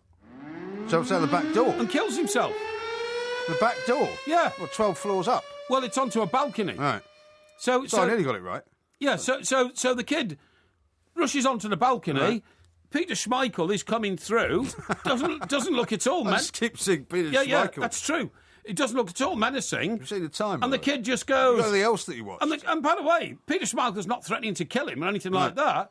And the kid goes, and throws himself off the balcony. The floor's 12 feet, smatters all over the pavement. Does he become a ghost as well? No! Now, and meanwhile, Ghost Woman joins Peter Schmeichel on the balcony and is staring over at the person who Peter Schmeichel says killed her in a hit and run, and that's why she became a ghost. All right. Sounds very muddled. Well, it's just the most ridiculous... Did you watch anything else? Yeah. We've only got about a minute. I watched a ridiculous show called Mock the Week. Oh, yeah. And this is two sets of three people who are called... Panellists. Panellists, and they're called, quotes, humorists and stand-up comedians. Isn't it quite funny, that Mock the Week? No, it's pathetic. You said it's not funny. It's pathetic. Is it? And all they do is they say, right, and they show you a picture of George Osborne holding an American football. Yes. And it was at the Tory party conference, you know, and he was going to throw it to somebody. Yeah. And then they all make sort of lewd and stupid jokes, you know, about politicians. Right. But they're all supposed to be one-liners. Yeah. But in fact, of course, they're not. And they're not funny. Right. And it's full of canned laughter. Right. You see what I mean? Yeah. It's pathetic. Yeah. I once did one of these shows for another broadcasting organisation. Oh, yeah. And it was on a Saturday, lunchtime. Yeah. And I said, yeah, I'd love to do it. Thanks a lot. Said, right, well, the producer will send you the questions on Thursday. Yeah. I said, whose questions? They said, the other questions that people will ask you. And then can you send me back your answers on Friday? Yeah. And then I can pass them to the other panellists. And I said, hang on, I work unscripted. Yeah. Oh, no, can't do that. I said, well, he said, well, you might not say anything that's funny. I said, well, it's going to sound a lot funnier, you know, if you do it off the cuff than if you're reading something. And anyway, you could tell that this one had been so prepared. It was rubbish. Yeah. So the whole of my TV viewing this week is complete and utter rubbish. Right. I took in the Coronation Street 1 Hour Live show. Right, I'm a bit late in catching up on that, so everybody's seen it by now. Right. And again, it was ludicrous because they smashed Callum's head in with a monkey wrench. Why? Well, it's not why. Well, because he's a drug dealer and he was trying to kill somebody, so they killed him. But the point is... It's all very violent, isn't it? Yeah, in this domestic house, which would have a few domestic tools in it, maybe like a screwdriver and a spanner or something, all of a sudden... This girl appears with this massive monkey wrench. No, I'm not joking. It was the size of a hockey stick. Right? Yeah. And she comes and she goes... She's just a very small girl. Yeah, and she goes... raises it, bang, smashes his head in and kills him. I mean, she's standing there. Nobody... You know, the person that Callum was trying to kill was another woman pinned to the floor. Right. And she didn't say, oh... Where did you get your monkey wrench? Because why would you have a huge monkey wrench in the house? I know. I mean, you know, honestly, all my TV watching this week has all been rubbish. Yeah. Complete and utter rubbish, you know? Okay. Well, thank you very much. I mean, it was so bad, I took to watching some old episodes of Dallas again, right?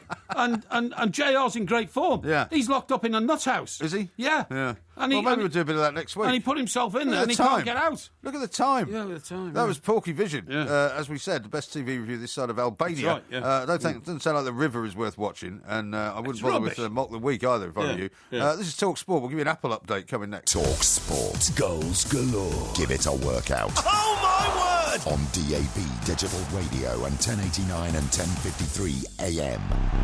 Talk Sport.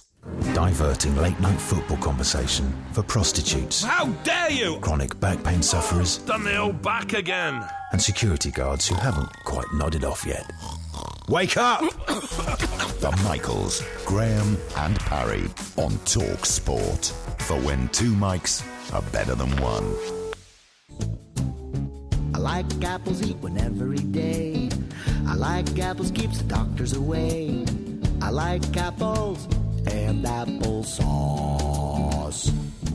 This is Talk Sport. We are the two mics. We have been doing an Apple experiment over the course of the show, and it's almost come to an end. We've only got about 10 minutes left. That's right. And we'll probably put a couple of pictures out, perhaps, to see. Yeah, definitely. I've been giving my Apple a lot of stick. You have been, a lot of stick. And I've been sort of caressing mine and generally being nice to it. I haven't been speaking to it that much. Yeah, and what's I've been paying a lot of attention to it. But it seems to have gone a bit of a sort of brownie colour. And I wonder whether your sort of lassoing of your Apple, my aggressive attitude, has somehow affected mine as well. And it's kind of coming out in sympathy. Because actually mine looks more discoloured than yours. It does, definitely, yeah. Well, although it could be that that's a protective skin, and it won't actually, maybe you just have an aggressive nature. No, I don't think so. I think what it might be is that the skin has grown over like that, and then the rest of the apple will be preserved as it is, whereas yours might just wither from the centre. Do you know what? I love doing these experiments because we have to explore the borders of science and all that, but I think it's a pretty stupid experiment, don't you? Well, I think if you're going to keep it in a glass jar, I mean, you know how stupid I feel now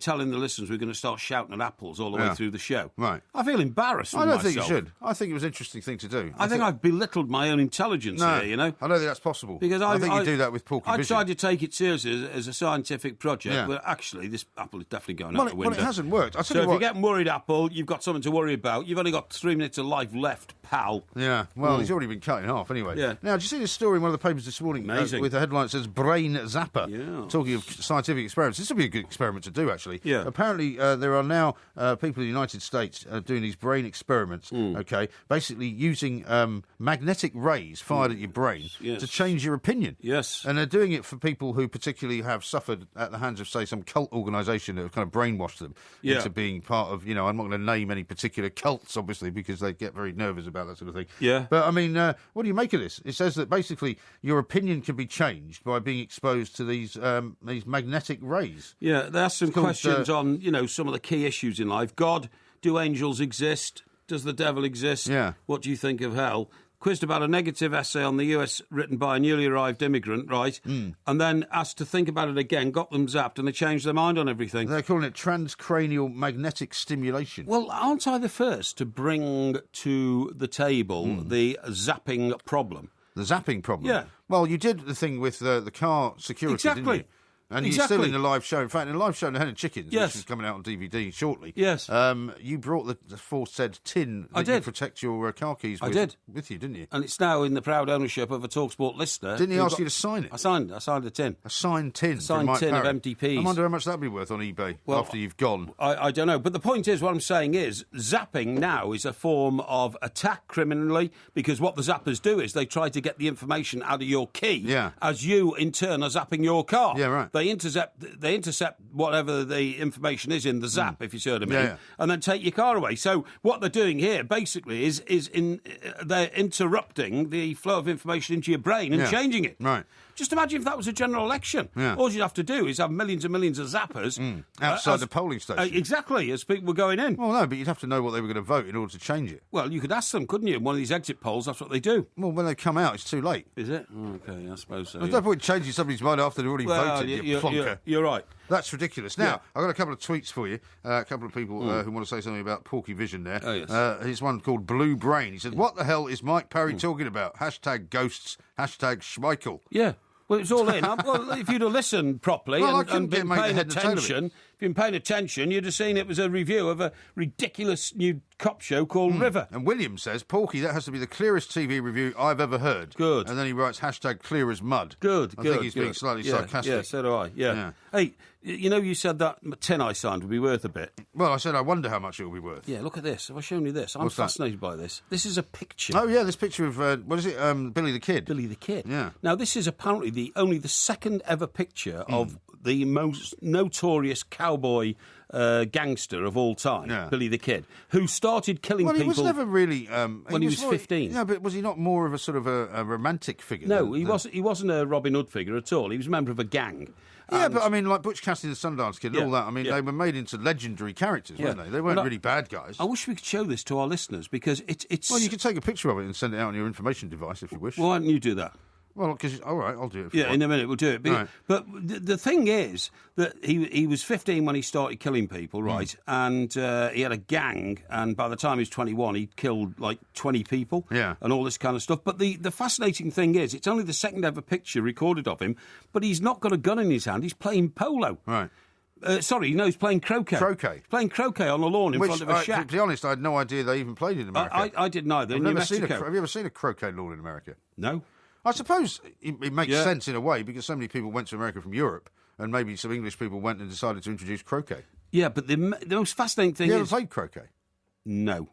Oh, I think I have somewhere. Surely you must have been to some posh person's house. I think I have. Yeah. But can I just finish this picture, which is in black and white or sepia? Is it called sepia? It could be called that. Yeah, it's going to sell for $5 million. It's such $5 million. It's such a rare picture. Really? Yeah. Amateur Californian historian has revealed an unknown side of America's most notorious gunslinger. A photograph of Billy the Kid enjoying a game of croquet. Yeah. Do you think he was taken by one of those guys with a tripod and a black sheet over his head? And an exploding glass pane. An exploding pane, yeah. Yeah. Amazing. The photograph was taken in Lincoln County, New Mexico in 1878. The kid would have been 19 at the time, but had already killed 20 people. Right. Why are you so fascinated by Billy the Kid, then? Well, I'm fascinated by the Wild West and the cowboys and all that. You didn't do very well on the quiz, though, did you? I did pretty well. Now, how about this from Wayne, who says, that is the worst Porky Vision yet. Mike Parry wants to start watching some decent programmes like Narcos.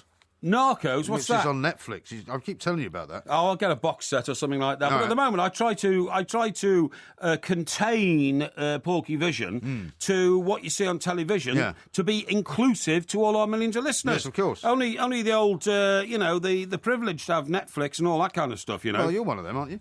What? The privileged. You can count yourself as such. Liz says, FYI, The River got 5-star review as being excellent. Monkey wrench on Porky's head, methinks. What's that? And then he says, what did she say? says, what's he on? I want some. What, River got excellent review? 5-star review, she says. Who from? Well, I don't know. So it must be somebody who's blind, deaf and half mental. Maybe it was a Scandinavian person. Yeah, could have been, yeah. And how about this from Magoo? In 6 months' time, we might find out who won the bake-off, or in a couple of years, who shot JR. Hashtag plank. Yes, indeed. Yeah. No, well, if I tell you what's happened on the night it's happened, I get a load of stick from people saying, I put that on my skybox, I haven't seen it yet. So, don't start giving me stick or I'll give you a bit back. All right. Here's one from Dave who says, does Mike Parry know that the band at the Dallas MLS team play the Dallas TV theme tune? It's quite a thing. No, I didn't know that. Yeah. Where's that at? In Dallas. What, at the Cowboys ground? No, not that's the NFL team. This is MLS. MLS. It's the soccer team. Yeah. The Dallas soccer team. Yeah, OK. Now then... You've seen the time. There's no time left. Well, You're out of time. I've just got to tell you this. For the first time ever, Berlusconi's opened up the cellar room in his house where he had the bunga parties. The locked room. How about that? The locked room? Yeah. Well, one day you'll open up your locked room. Yeah, I know. And we'll find out what's in there. I haven't got a locked room, you idiot. Yeah, you have. I found it and I couldn't open the door, so rubbish. Absolutely the locked room. Now, coming up tomorrow, you'll have to do a lot of research, won't you, for the Battle of Agincourt? Oh, it's all done. It's all done. Is it? I know all about the Battle of Agincourt. All right. Yeah. Are you sure that's the right pronunciation? Agincourt. Well, you see, this is probably going to be one of the questions, so I'm not going to tell you. But, of course, Agincourt was the scene of the battle. Anne's Court was the nearest village. Right, not Agincourt? No. You pronounce the T, do you? No, yeah, indeed, yeah. Really? Yeah, okay. yeah. All right, well, we'll find out all about that tomorrow. It's nothing to do with me, of course. The quiz is done by independent quiz masters. Okay. Coming up... And by the way, do you know what this sound is? Yeah, go on, what's the sound? That's the sound of you throwing the apple. The apple's gone through the window. Yeah. It hasn't gone through the window, it's just gone on the floor. Yeah. This is Talk Sport. We are the two mics. Look at the light! Don't forget to come back tomorrow for another sparkling, as fizzy as a bottle of champagne, podcast from the two mics. There were a load of crosses knocked into the ground behind the town where people had been buried. Oh, yeah. Oh, it was spooky. Well, that's a cemetery, isn't it? Yeah, that's right. Yeah, well, why is it spooky? Well, it was like weird. You just fear death. That's your problem. Isn't it? I don't fear death. I'm quite intrigued by death. It's a bag I've not been into.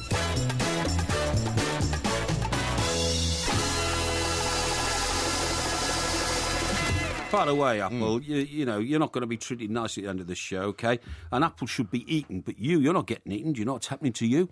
You're going out the window, down 6 flights, pal, smashed on the pavement below, OK? Think about that. If you love the Two Mics podcast, you'll love the live show. Weekday overnights from 1am on DAB Digital Radio and 1089 and 1053 AM and via the TalkSport app. TalkSport, your Premier League station with exclusive commentaries every weekend. What an absolute corker! Talk Sport. I do feel stupid talking to an apple,